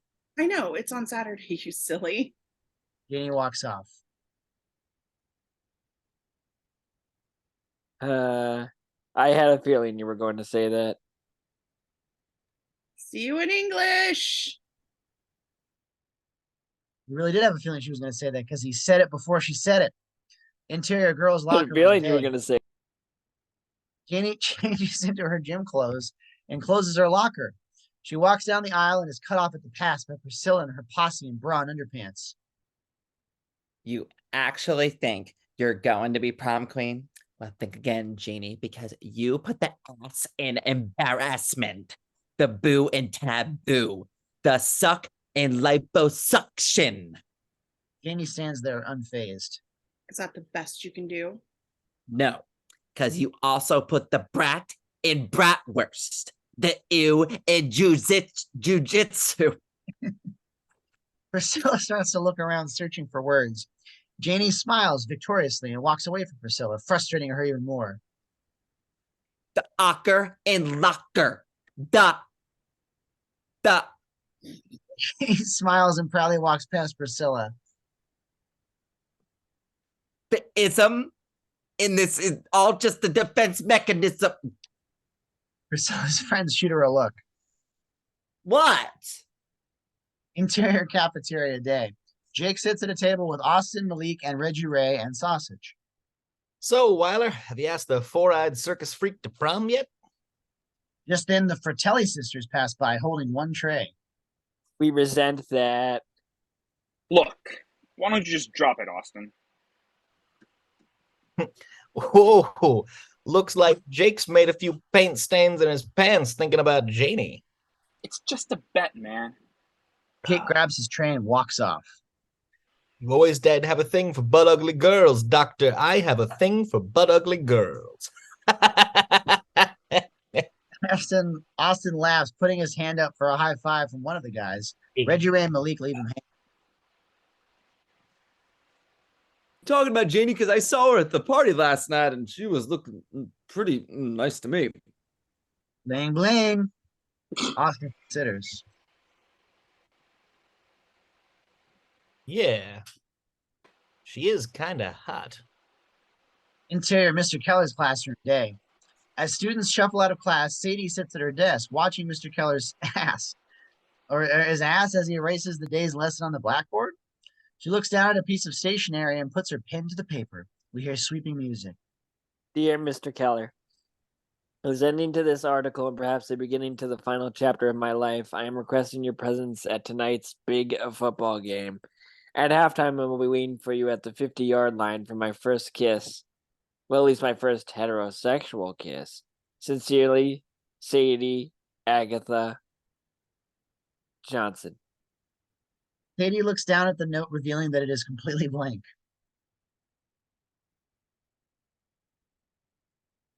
Oh my. I've forgotten everything I just said in my head.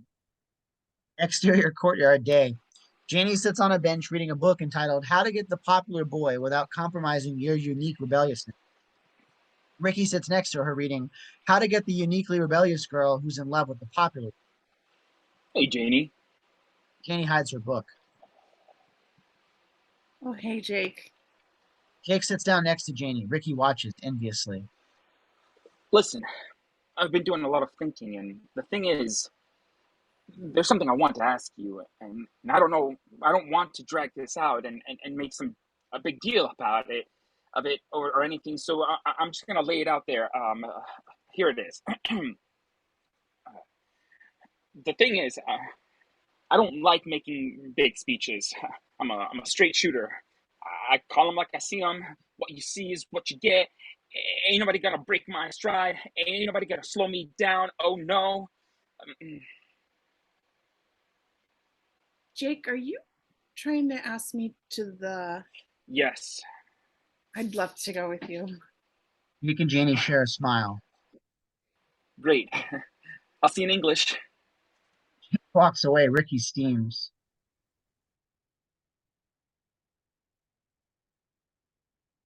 I just want you to know, when he breaks your heart, I'm not going to be there to pick up the pieces.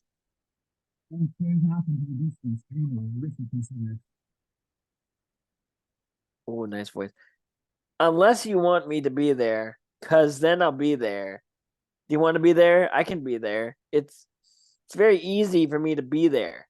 I love you, Janie. Are you listening to me? Janie continues to daydream, oblivious. Ricky spots a loose hair on Janie's shirt and quickly pockets it. Exterior football field, night. The stands are packed with screaming fans. Interior announcer's booth, night. A football announcer sits behind a microphone watching the action from a booth. It's Friday night, it's 8 o'clock, and that can only mean one thing. You guessed it, a new episode of Sabrina the Teenage Witch. Exterior football field night. The crowd goes wild. But if you're not a fan of Melissa Joan Hart, and I'm not sure who isn't, there's a state championship to be played. Tonight, the John Hughes Wasps defend their title against the North Compton Wildcats. Shot of the scoreboard. Next to score slots, we see a counter that reads Reggie Ray's remaining concussions, 3. Reveal the stands, which are packed with black North Compton fans. On the field, Austin and the rest of the football team bust through a huge banner to wild applause. Pick up the North Compton cheerleaders, led by their sassy black captain. Allah, bring it on. They face off with Priscilla and the rest of the cheerleaders. Don't think you're fooling us. We saw you come to practice. We know you stole our routine. I don't know what you're talking about. We've always done our own cheers, right, girls? The other cheerleaders nod their heads in support. Well, then you better bring it. Oh, it's already been brought in. Priscilla turns around and leads the rest of her cheer squad into formation. They stand in front of the bleachers. All right, girls. Let's show them what we've got. The Wasp cheerleaders put their hands together. We are the North Compton Wildcats. Just then they break into full-on hip-hop dance moves. We're black. Take a big booty and show us. White. We ain't white. We ain't white. We definitely ain't white. Break it down. Break Get down, bitches. The North Compton cheerleaders shake their heads, pissed off. The Wasp cheerleaders turn around and shake their asses with attitude. The Wasp fans go crazy. We see Janie and Ricky, Jake's parents, Austin parents, Catherine, Sadie, Mitch, Bruce, and Ock waving pennants, and Areola wearing little white mittens, but nothing else. Interior announcer's booth night. All right, it's time to play some football. Exterior football field night. Montage of first half action. Austin throwing a pass, Malik running the ball, Reggie making a block, and Jake watching from the 4th string bench. The first half clock strikes 0. Shot of the scoreboard showing Wasps 21, Wildcats 17. Wow, that was the fastest first half of football I've ever seen. Interior announcer's booth night. And now we've got a very special halftime surprise for you. Exterior bleachers night. Catherine nudges Sadie. Sadie Johnson will be coming out to midfield to receive her very first kiss from a guy. Allah had never been kissed. The crowd cheers as Sadie nervously walks down to the field and waits. Interior Wasps locker room night. Reggie Ray stands by the water cooler, holding his cup several inches from the spout. He presses the button, sending a steady stream of Gatorade to the floor. Let's go that. Jake, seeing this, walks over to Reggie Ray. Reggie Ray, are you all right? Coach says it's all right to bleed from the ears. Reggie Ray throws back the empty cup of Gatorade and puts his helmet on backwards. I'm going back out there. Well, just be careful. You only have 3. Reggie Ray sprints right into the wall and drops. 2 concussions left. Interior announcer's booth night. Well, so far, not so good for Sadie Johnson as we head into the final 10 seconds. Exterior football field night. Sadie stands at the 50-yard line, checking her watch. Let's give her a countdown to make it all the more humiliating when he doesn't show up. Hopeful looks from Janie, Ricky, Catherine, Mitch, and the guys, Areola. We see the scoreboard clock counting down. 10, 9, 9, 8, 7, 6, 5, 4, 3, 2, 1. Despondent, Sadie drops the microphone to the ground. Just then she spots Mr. Keller at the top of the bleachers. He smiles and waves. Sadie's eyes light up. The Beach Boys' Don't Worry Baby plays as the crowd cheers Mr. Keller onto the field. Sadie wets her lips in anticipation of her big moment. Just then the entire North Compton football team charges onto the field, trampling the frail and unsuspecting Sadie. Mr. Keller winces and walks back to his seat. Interior announcer's booth night. And we're back for the second half. Exterior field night. Pick up Austin and the Wasp players as they run up to the line of scrimmage. Reggie Ray gets down in a 3-point stance and goes face to face with a North Compton linebacker. Hut, hut. Just then, Reggie Ray flinches, drawing the opposing linebacker offsides. Their helmets collide, dropping Reggie Ray to the ground with a thud. A collective gasp from the Wasps bleachers. Interior announcer's booth, night. Say good day to Reggie Ray. Exterior field, night. Reggie Ray convulses, his eyes rolling back in his head. Jake jumps up and tries to run out of the field, but is stopped by the coach. Sit down, boy. He just got the wind knocked out of him. The trainer runs over to the Wasp sidelines and stands before the coach. It doesn't look good, coach. Can he play? He's in a coma. Answer my question. Can he play? I don't think he can breathe. We need to get him to a hospital immediately. You listen to me right now, you hear? I don't care what you have to do. Reggie Ray stays in the game. Exterior field, night. Reveal Reggie Ray's shoes are tied to two of his teammates. He's still unconscious. They walk him to the line. The trainer stands on the sideline with a guilt-ridden expression. Hut, hut, hut. The center snaps the ball and the linebacker taps Reggie Ray, who tips over with his two teammates, allowing the linebacker to rush towards Austin. God damn it, Reggie Ray! Austin scrambles and runs towards the sidelines just as three North Compton linebackers catch him and tackle him so hard that they all slam into the Wasps bench, taking out every player on the bench. The ball flies into the air and is caught by a North Compton player who runs it in for a TD and celebrates. Meanwhile, everyone on the Wasps bench lies on the ground, motionless. The coach drops his head in disgust. Interior announcer's booth, night. Wham! Bam! What the fuck just happened? Exterior football field, Wasps sidelines, night. The scoreboard reads Wildcats 24, Wasps 21.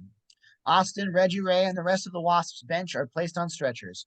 Coach slowly turns towards the fourth string bench, which is the only bench left unharmed. Jake sits looking frightened. All right, Wilder, I got no choice. Just then a lightning bolt lights up the sky. Camera pulls tight into Jake's eyes as we hear the echoing chant of Marty, Marty in his head. Interior Wasps High football stadium flashback. Marty, Marty, Marty. Jake kneels at the center of the huddle and addresses his teammates, including Marty. Listen up, boys. We've got time for one more play. Reggie Ray looks over at Jake, concerned. Jake, coach said you should just take a knee. We're 42-0. Jake looks over at the coach, who gives him a stern look. In the background, we see the hooded janitor. I know what coach said, but I say we give the ball to Marty. The guys look at each other, confused. Marty looks up, scared.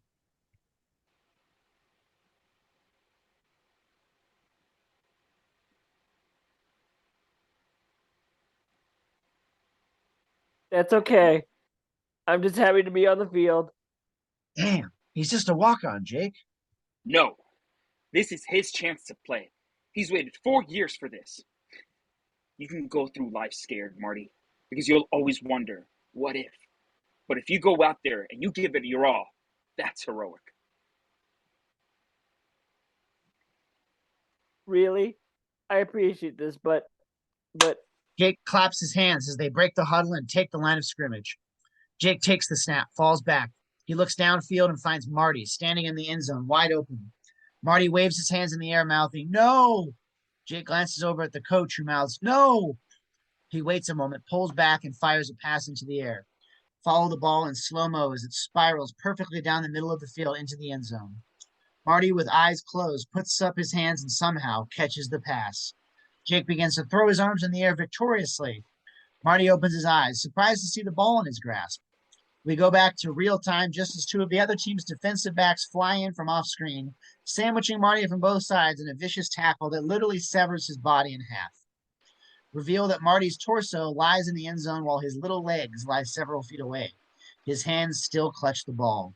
Stunned silence fills the stadium. I did it. I'm a hero.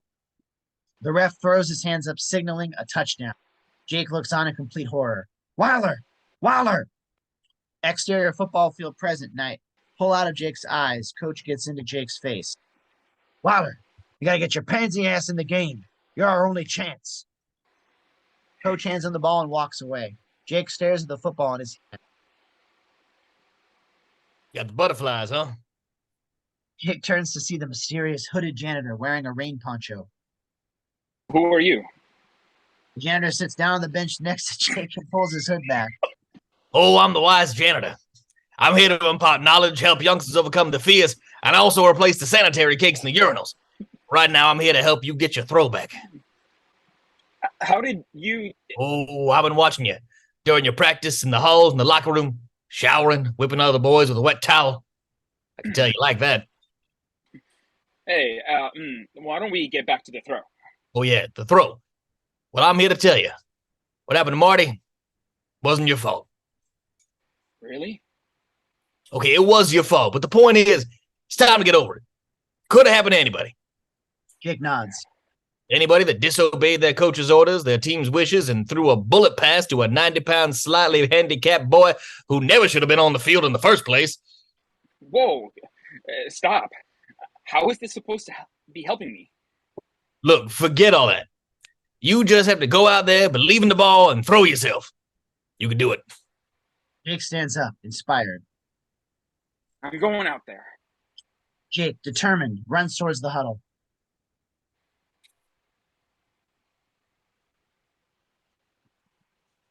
Only 34 seconds remaining, and the fate of the season rests in the hand of fourth-string quarterback Jake Weiler.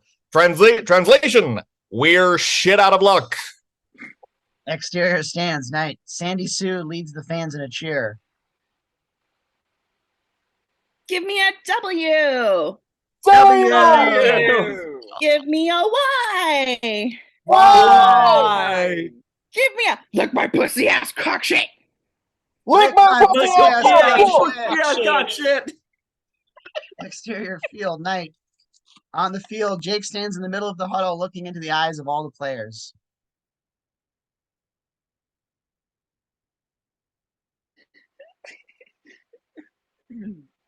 All right, let's be heroes. The Foo Fighters' My Hero plays as the huddle breaks and the guys move to the line of scrimmage. The ball is snapped. Slow motion as Jake falls back and looks downfield, finding a receiver heading straight for the end zone. We see shots of cheering fans in the stands. The coach watches anxiously. The game clock ticks down under 10 seconds. Jake takes a deep breath and releases the ball, just as the defender tackles him to the ground. Shot of the ball spiraling through the air. Jake watches from the ground with anticipation. His expression slowly changes. Back to real time as Reggie Ray, still on the sidelines, slowly rises from the stretcher. I reckon I'm feeling better. Just then, Jake's pass flies way off course, and the ball hits Reggie Ray right in the head, knocking him out cold. The final horn sounds. The Reggie Ray concussion counter reads 0. That has to be the worst pass I've ever seen. Ever. The fans sit in stunned silence. The slow clapper rises to his feet and starts to clap. Nobody joins in. He looks around awkwardly and sits back down. Jake drops his head into his hands. Exterior high school parking lot, night. Jake, still in uniform, walks through the stadium parking lot with his head hung low. An ambulance is parked directly behind him. Jake? Jake turns to see Janie running up to him. You did a great job out there. In the background, 2 paramedics struggle to carry Reggie Ray to the ambulance. Sausage follows them. I blew the game. I let everyone down. It's just a football game, Jake. Besides, you didn't let me down. Jake picks his head up. Really? Just then, one of the paramedics loses his balance, causing Reggie Ray to roll off the stretcher. He hits the ground with a thud. Jake, you've taught me to be myself. You never saw me as the girl in glasses and a ponytail. And the paint-covered overalls. Right, you never noticed those either. Well, you've taught me a lot about myself, too. Frustrated, the paramedics kneel down and roll Reggie Ray towards the ambulance. Oh, Jake, nothing could ever come between us now. A beat. Janie and Jake wait. Nothing, oh wait, nothing can ever come between us now. Jake Weiler. Just then, Austin limps up to Jake and Janie using a pair of crutches. Jake looks visibly nervous. Well, congratulations. You just blew my perfect season, senor. You just blew my perfect season. What do you want, Austin? A life. And payback. Come on. Don't do this. No, I think I'll hang around and tell Janie a little SECRAT. What's P. going on? What's going on? And smiles and takes a step towards Janie. This isn't funny, man. Jake's eyes widen in fear as Austin leans and whispers into Janie's ear. A long pause as Jake begins to sweat profusely. Janie shakes her head and pulls away. No, I don't believe it. Janie drops her head to the ground. Jake throws his hands in the air. Janie, okay, I said I could turn you into prom queen, but I just thought you were ugly Janie Briggs, the girl who didn't have any friends and was dirt poor and smelled. Look, I made a mistake. If I could go back now, I never would have made that stupid bet. Austin cringes. Janie looks shattered. She can barely speak. Bet. Jake shoots a look at Austin. Dude, I never said anything about a bet. Jake looks over at Janie, who breaks into tears and runs away, arms flailing. Disoriented, Jake turns to Austin. I just told you don't use conditioner, bro. Austin shakes his head and walks away. Jake considers. The shampoo and conditioner are all in one. In the background, the ambulance peels out as the back doors fling open and Reggie Ray's gurney rolls right past Jake. Exterior boardwalk, dawn. Jake, still in uniform, walks despondently along a boardwalk, passing vendors and shops that are just opening. Slow, dramatic music begins, and as if in a Broadway musical, Jake breaks into song as he looks out at the sunrise. People walking on the boardwalk past Jake shoot him strange looks. I wish I didn't make that bet. That's not the guy I want to be. If I could just turn back the clock, Janie still would be with me. Interior Janie's basement morning. Cut to Janie in her basement, standing in front of the stick figure painting of her mother. Tell me, Mom, what should I do? I love this boy, but he has been untrue. Intercut with Jake. I'll do my best to make things right. I wish we could resolve this fight. It could happen at the prom tonight. A crowd has now formed around Jake, who looks at them uncomfortably. What? Stop looking at me. Interior diner morning. Mitch, Bruce, and Ox sit in a diner eating breakfast. I'm getting pussy no matter what. Even if it with a dirty slut. True love is what I want the most. A fat short-order cook hits the bell and puts down a plate of French toast. I just jerked off in your French toast. Interior Catherine's bedroom day. Catherine sits in her bed holding a framed photo of her and Jake. So what if we have the same mother? Tonight I'm gonna fuck my brother. Interior Ricky's bedroom day. Ricky sits in his bedroom, pull out to reveal a creepy shrine to Janie.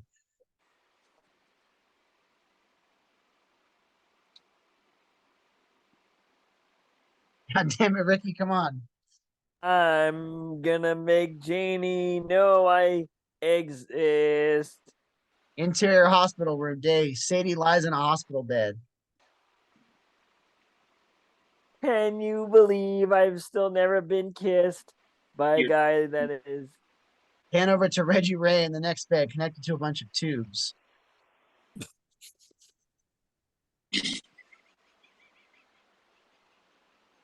Nurse pops into frame. It's really hard to sing when you're in a coma. Interior Priscilla's bedroom, late afternoon. Priscilla stands in front of a mirror holding up her prom dress. She's flanked by her posse. In a few hours, I'll be the queen of the prom. Interior Briggs' house, kitchen dusk. Mr. Briggs is surrounded by empty bottles. I've been an alcoholic since my first tour in Nam. Interior motel dusk. Austin takes a key from a motel clerk. I asked Janie to the prom and she doesn't know why. Hanover to reveal Malik standing beside him. I'm only in the song because I'm a black guy. Look out. Interior Janie's bedroom night. Janie runs a tablecloth through a sewing machine. I have no money. I have to make my own dress. Exterior Areola's bedroom night. Areola opens French windows where a planter hangs over the edge of the house. Daisies sprout up out of the dirt and a little bird lands on her breast.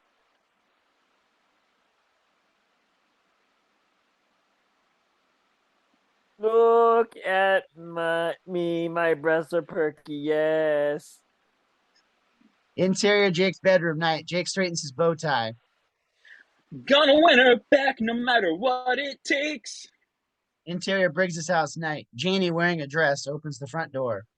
Here I go. I'm gonna forget about Jake. Austin stands in her doorway holding a corsage. Exterior hotel night. A row of limos, Bruce's station wagon, and Ricky's scooter pull up to the front of the hotel. Jake, Catherine, Janie, Austin, Malik, Priscilla, Areola, Ricky, Mitch, Bruce, Ox all step out of their rides.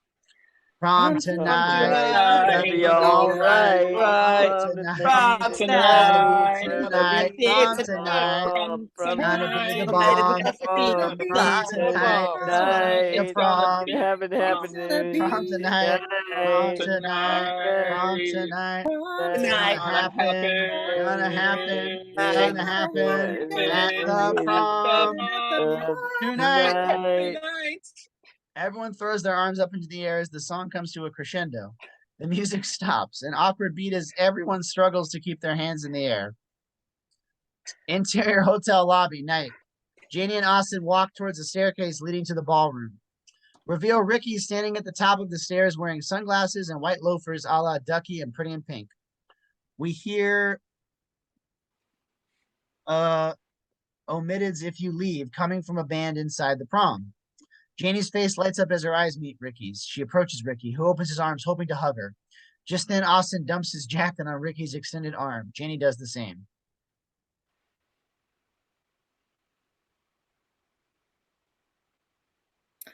Thanks, Ricky. See you in English. Ricky stands there as more students drop their jackets on his arm. Interior hotel ballroom night. Students filter into the prom, passing a no dancing sign showing two people dancing with a line through it. Jake and Catherine walk into the ballroom. They enter and walk up beside Janie and Austin. Austin shoots Jake a devilish grin. Jake turns and looks at Janie. Janie nudges Austin and they walk off in the opposite direction. Interior hotel ballroom night. On stage, the prom band finishes playing If You Leave. A banner behind them reads John Hughes High Prom. Nobody dances. On the floor, guys and girls sit looking completely bored. We see Mitch and the guys standing by the punch bowl. Suddenly, a guy looking like Kevin Bacon from Footloose runs onto the dance floor and makes an announcement.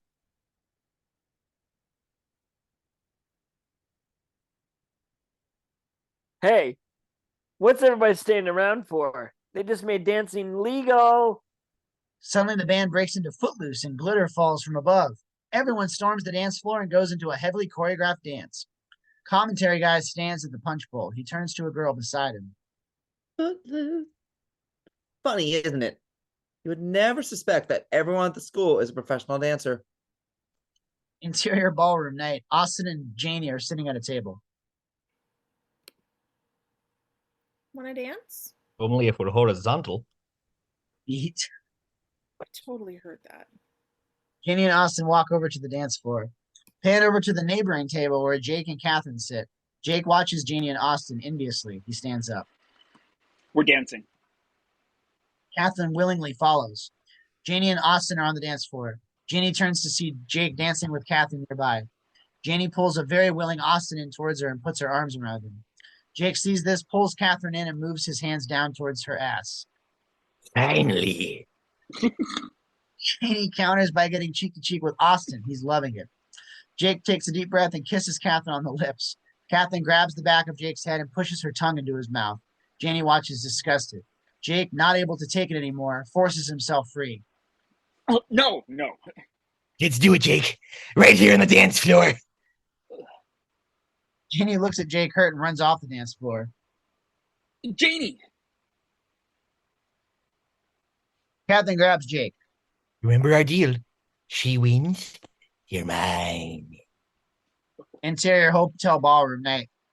Mr. Cornish smiles as he walks up to a microphone on the stage. And now the moment every popular guy who's made a bet to turn a uniquely rebellious girl into prom queen has been waiting for. We see a bunch of random guys crossing their fingers. The announcement of this year's prom king and queen. Mr. Cornish opens the envelope. This year's king is Jake Weiler. Applause and cheers from the students as Jake unenthusiastically walks in, where Mr. Cornish places a crown on his head. He takes out a second envelope. And this year's prom queen is... Shot of Priscilla with her posse gritting her teeth. Shot of Jeannie looking indifferent. Shot of Catherine holding onto her cross. Shot of Footloose guy crossing his fingers. Mr. Cornish looks at the envelope shocked. I can't believe it. It's a tie. Priscilla and Jeannie exchange looks. Mr. Cornish leans into the microphone. Your new prom queens are... Priscilla takes her first step towards the stage. Cara and Sarah Fratelli. Priscilla stops dead in her tracks. Jeannie grins. Everybody spins around to see the Fratelli sisters with tears of joy in their eyes. Priscilla turns to Sandy Sue, who stands beside her.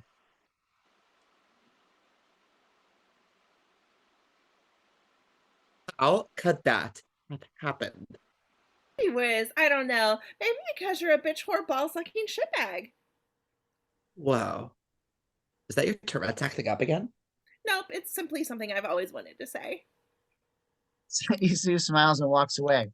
On the stage, Jake watches surprised as Mr. Cornish awkwardly places the crown in the middle of the Fratelli sisters' two heads. On the floor, Austin turns to Janie as he twirls the hotel keys on his finger. Come on. Let's make like a tree and branch. Out of here. Janie looks confused. On stage, Mr. Cornish addresses the crowd. And now it's tradition for the king and queen to share a ceremonial dance. A spotlight shines on Jake as he awkwardly meets the Fratelli sisters on the dance floor and begins to slow dance to a rendition of Put Your Heads on My Shoulders. Just then, Jake looks over the Fratelli sisters' shoulders and spots Janie and Austin leaving the ballroom. Janie! Jake takes off, ditching the Fratelli sisters. Way to go, Sarah. Don't look at me, Kara. How can I? We're attached at the head. Interior hotel, second floor landing night. Pick up Jake grabbing Malik as he passes. Malik, do you know where Austin went? All I know is that he rented a room at the Sunrise Motel, room number 6. It's the one right past the ice dispenser. But if you hit the Pepsi machine, you went too far. Oh, and the door will definitely not be locked. But that's all I know. Thanks, Malik. You know, you're an intelligent, insightful human being that doesn't get the respect and attention he deserves. You really mean that, Jake? That's great, man, because I really wanted to discuss the repercussions of the ramifications. I can't talk about it now. Jake takes off, but is stopped by Ricky, who stands within earshot. Not gonna let you hurt Janie again. Besides, I love her. Well, so do I. Yeah, but I'm the best friend. I've been there in front of her face the whole time. She just hasn't realized it yet, but she will. Well, I'm the reformed cool guy who learned the error of his ways. She'll forgive me for my mistake and realize that I really love her.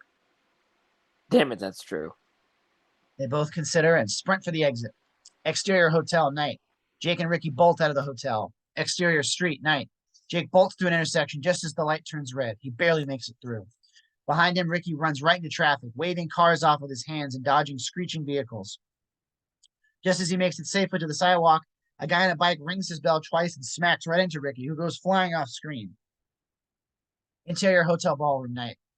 Mitch, Bruce, and Ox lean against the wall, watching people dance and looking depressed. Catherine mopes over and looks at them. Do I know you guys? No, we freshmen. So, have the three of you ever had sex? You know, we resent that. I mean, sure, we've had a few pewars and maybe we've taken a couple of warm baths together. Enough with the memories. I meant, have you ever had sex with a girl? Mitch, Bruce, and Ox shake their heads. So how about it? I'm sure I could fit all three of you inside of me. Just then, Mitch spots Amanda walking into the prom, wearing an extremely tight dress, a golden light still surrounding her. Mitch pulls out the letter from his back pocket.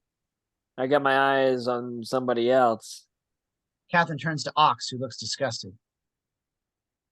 No, thank you. Thank you for asking. She looks over to Bruce. I wouldn't touch with very big pole. Oh, that's too bad. Bruce lingers there a moment, unsure, as Ox drags him away. Exterior Sunrise Motel, night. Jake, out of breath, stops in front of the Sunrise Motel. Interior Sunrise Motel, night. Jake runs through the halls, passes an ice dispenser, and stops at number 6. Oh, yeah, baby. I'm gonna make you forget all about losing prom queen. Jake frantically reaches for the door, turns the knob, and throws it open.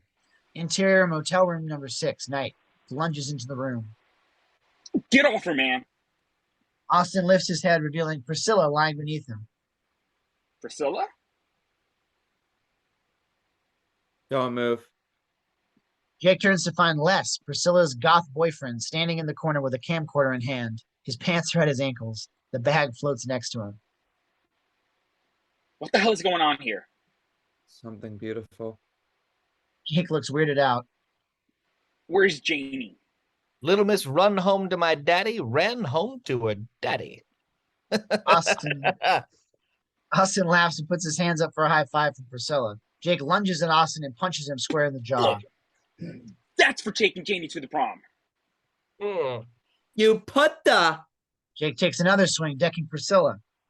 That's for hurting Janie at Preston's party. This is really turning me on. Jake crosses over to Les and slugs him in the face. And that's for being really weird. Jake turns and runs off screen. The bag just floats there, a beat. Just then, Jake returns and punches the bag. Exterior Sunrise Motel, night. Jake runs out of the motel on his way to Janie's house. As he turns the corner, Ricky, bloodied and bruised, limps into frame. He waits a moment and heads into the motel. Interior hotel ballroom, night. Mitch stands with Bruce and Ox at the punch bowl. He stares at Amanda, who's nearby. Oh, I bet she great bonk. Excuse me, Bruce. I don't think that type of language is appropriate here. You don't bonk Amanda Becker. You make sweet, sweet love to her. Amanda Becker is a flower. You smell her, you touch her gently. You admire the beauty, you watch it blossom. And you thank God that he created something so perfect. Takes a deep breath and moves towards Amanda. Amanda Becker. She turns. Mitch holds out the note. Amanda sighs, unfolds the letter, and starts reading it. Her expression doesn't change. Mitch watches nervously. A pause. Amanda looks up from the letter, angered. What do you expect from me? Do you think I'm just going to have sex with you? No, you don't understand. Because I'm not some kind of cheap slut. I don't screw every pathetic guy that gives me a letter. Mitch looks ashamed. I give them hand jobs. Mitch's eyes light up. Amanda grabs his hand and drags him off. Exterior Briggs's house, night.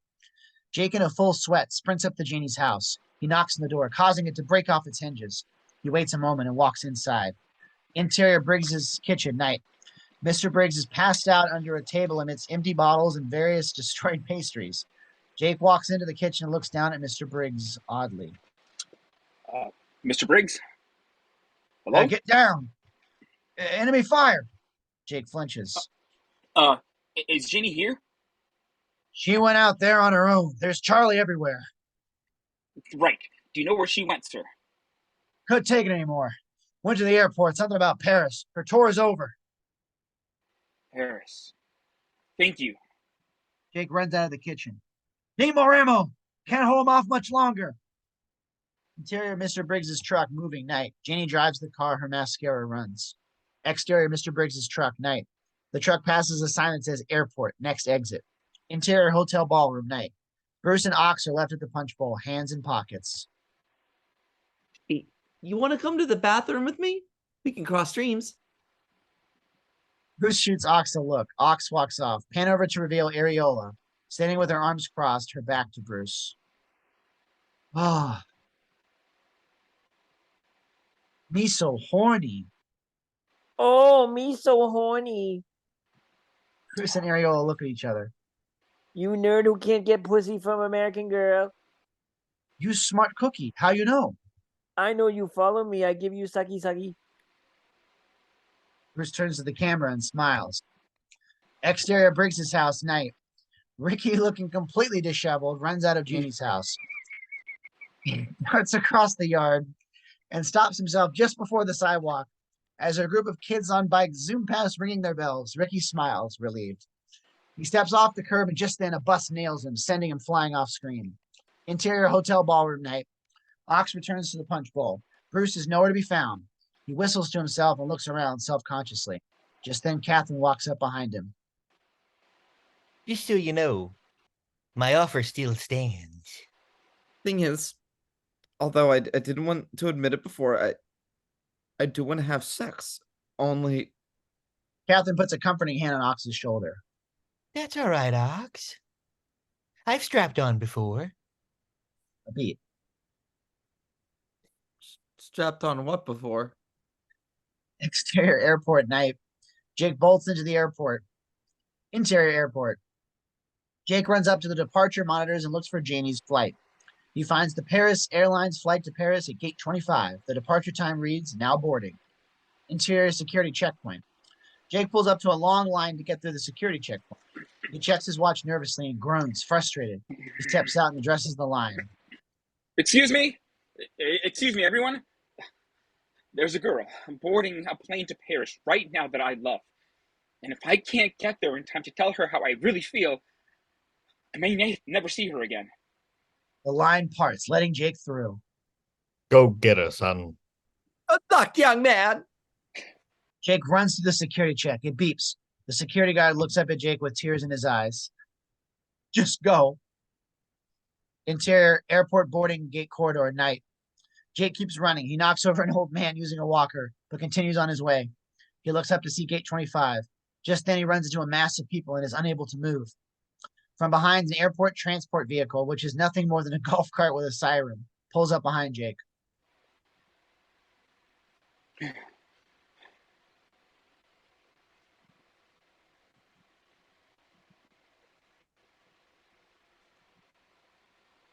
Oh. Hop on. You've got no time to lose. I'll get you there quick.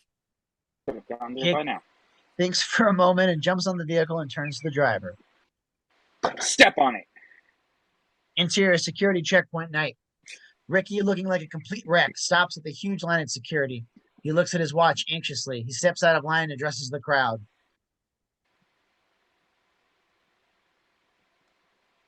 Excuse me. Excuse me. Everyone, there's a girl boarding a plane to Paris right now that I love, and if I can't get there in time to tell her how I really feel, I may never see her again. Pause. Nice try. Already heard that one, jerk off. Nobody in line budges. Interior boarding gate corridor night. Jake remains seated on the transport vehicle as it crawls along at 3 miles per hour. The old man using a walker passes by and gives Jake the finger. Jake jumps off the transport vehicle and goes into an all-out sprint. He spots Janie in the distance about to board. This is a final boarding call for flight 150 nonstop to an art school in Paris. Janie! Just then a little boy walks past Jake, tossing a football in the air. Jake instinctively grabs the football from the little boy. Shit, that's Jake wraps his fingers around the laces and takes a deep breath. Just believe in the ball, Jake, and throw yourself. Jake pulls back and releases a perfect spiral through the air, which slices through the crowd, reaches Janie at the gate, and hits her square in the back of the head. She drops to the ground. Jake throws his hands up in the air victoriously. Yes! Jake grunts to Janie, who stands woozily, rubbing her head. Jake? Janie, you can't go to Paris. I'm sorry, what are you talking about? I just brought my grandparents here. Janie's grandparents smile and wave at Janie before boarding the plane. Oh, that was nice of you. Jake waves casually and then quickly switches back to an intense expression. Look, there's something I have to tell you. Jake takes Janie's hand and looks into her eyes. I made that bet before I knew you, Janie. Before I really knew me. Janie thinks for a second. Isn't that a line from She's All That? You told me you couldn't believe in someone that didn't believe in you. I believed in you. I always believed in you. What the hell are you talking about, Jake? That's from Pretty in Pink. You complete me. Jake takes a deep breath.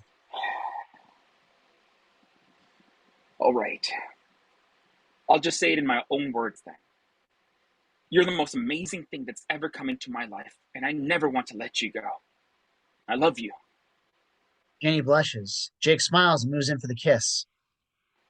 I think that's been Savage from Boy Meets World right before he asked Topanga to marry him. Damn. You're good. Kiss. In the background outside a window, reveal a distraught Ricky slowly rising up on an airport lift and banging on the window. Reveal the slow clapper standing nearby watching Jake and Jenny kiss. One solitary tear streams down his cheek. Just then a moved woman beside him starts to clap very slowly. The slow clapper rolls his eyes frustrated and watches enviously as everyone around Jake and Jenny joins in on the applause. Exterior diner morning. Establishing shot of a diner. Interior diner morning.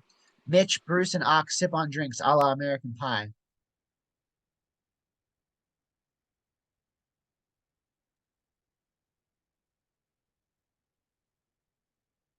So, Ox, what was your story last night? You know, I'm glad you asked me that, Mitch, because I learned a very valuable lesson last night. I realized that I don't really want to get involved with a girl unless I'm really in love with her. Wow. Nice try, Ox. We know you took it in the ass. Ox blushes. I'm afraid he's got you there, Ox. Mitch and Ox look at Bruce surprised. Bruce, your accent, what happened? Well, believe it or not, I too learned a valuable lesson. You see, I realized that the best way to get the girl is just to be yourself. I agree, Bruce. For most people, that would be a valuable lesson, but in your case, I'd stick to being Chinese. Bruce reconsiders. He makes a valid point, Bruce. So, Mitch, how about yourself? What did you learn last night? Gentlemen, I learned the greatest lesson of all, that unlike everyone else in those teen movies, I don't really want to learn some dumbass valuable lesson. I still want to fuck. Mitch raises his drink and they all toast. Interior Briggs's house, night. A la 16 candles, we slowly push in on Jake and Jane, who sit on a table in cap and gown. A cake with lit candles sits in between them. So, what now? I don't know. I'll be here at least until I get the money for art school. You? School in the fall. Probably Princeton. Gosh, Jake, you're going off to college, me staying here. Odds are we'll never make it. Want to bet? Jake and Janie share a laugh. They slowly lean across the table, and just as their lips are about to meet, a train rumbles by, shaking the glass table. They giggle. They move towards each other again. Just then the table collapses, sending Jake and Janie crashing off screen. A beat, and then the entire house collapses on top of them with a thud. Screen goes to black. I don't mean to get that fixed. Fade out. Fade in. Interior Catherine's bedroom, night. Catherine sits on her bed, smiling and reading a book entitled How to Get the Popular Boy Who Also Happens to Be Your Brother. Just then, Sadie pops her head into frame from below. Can I take a break now? We mustn't stop till we're finished. Catherine pushes her head back down and grins devilishly. Fade out.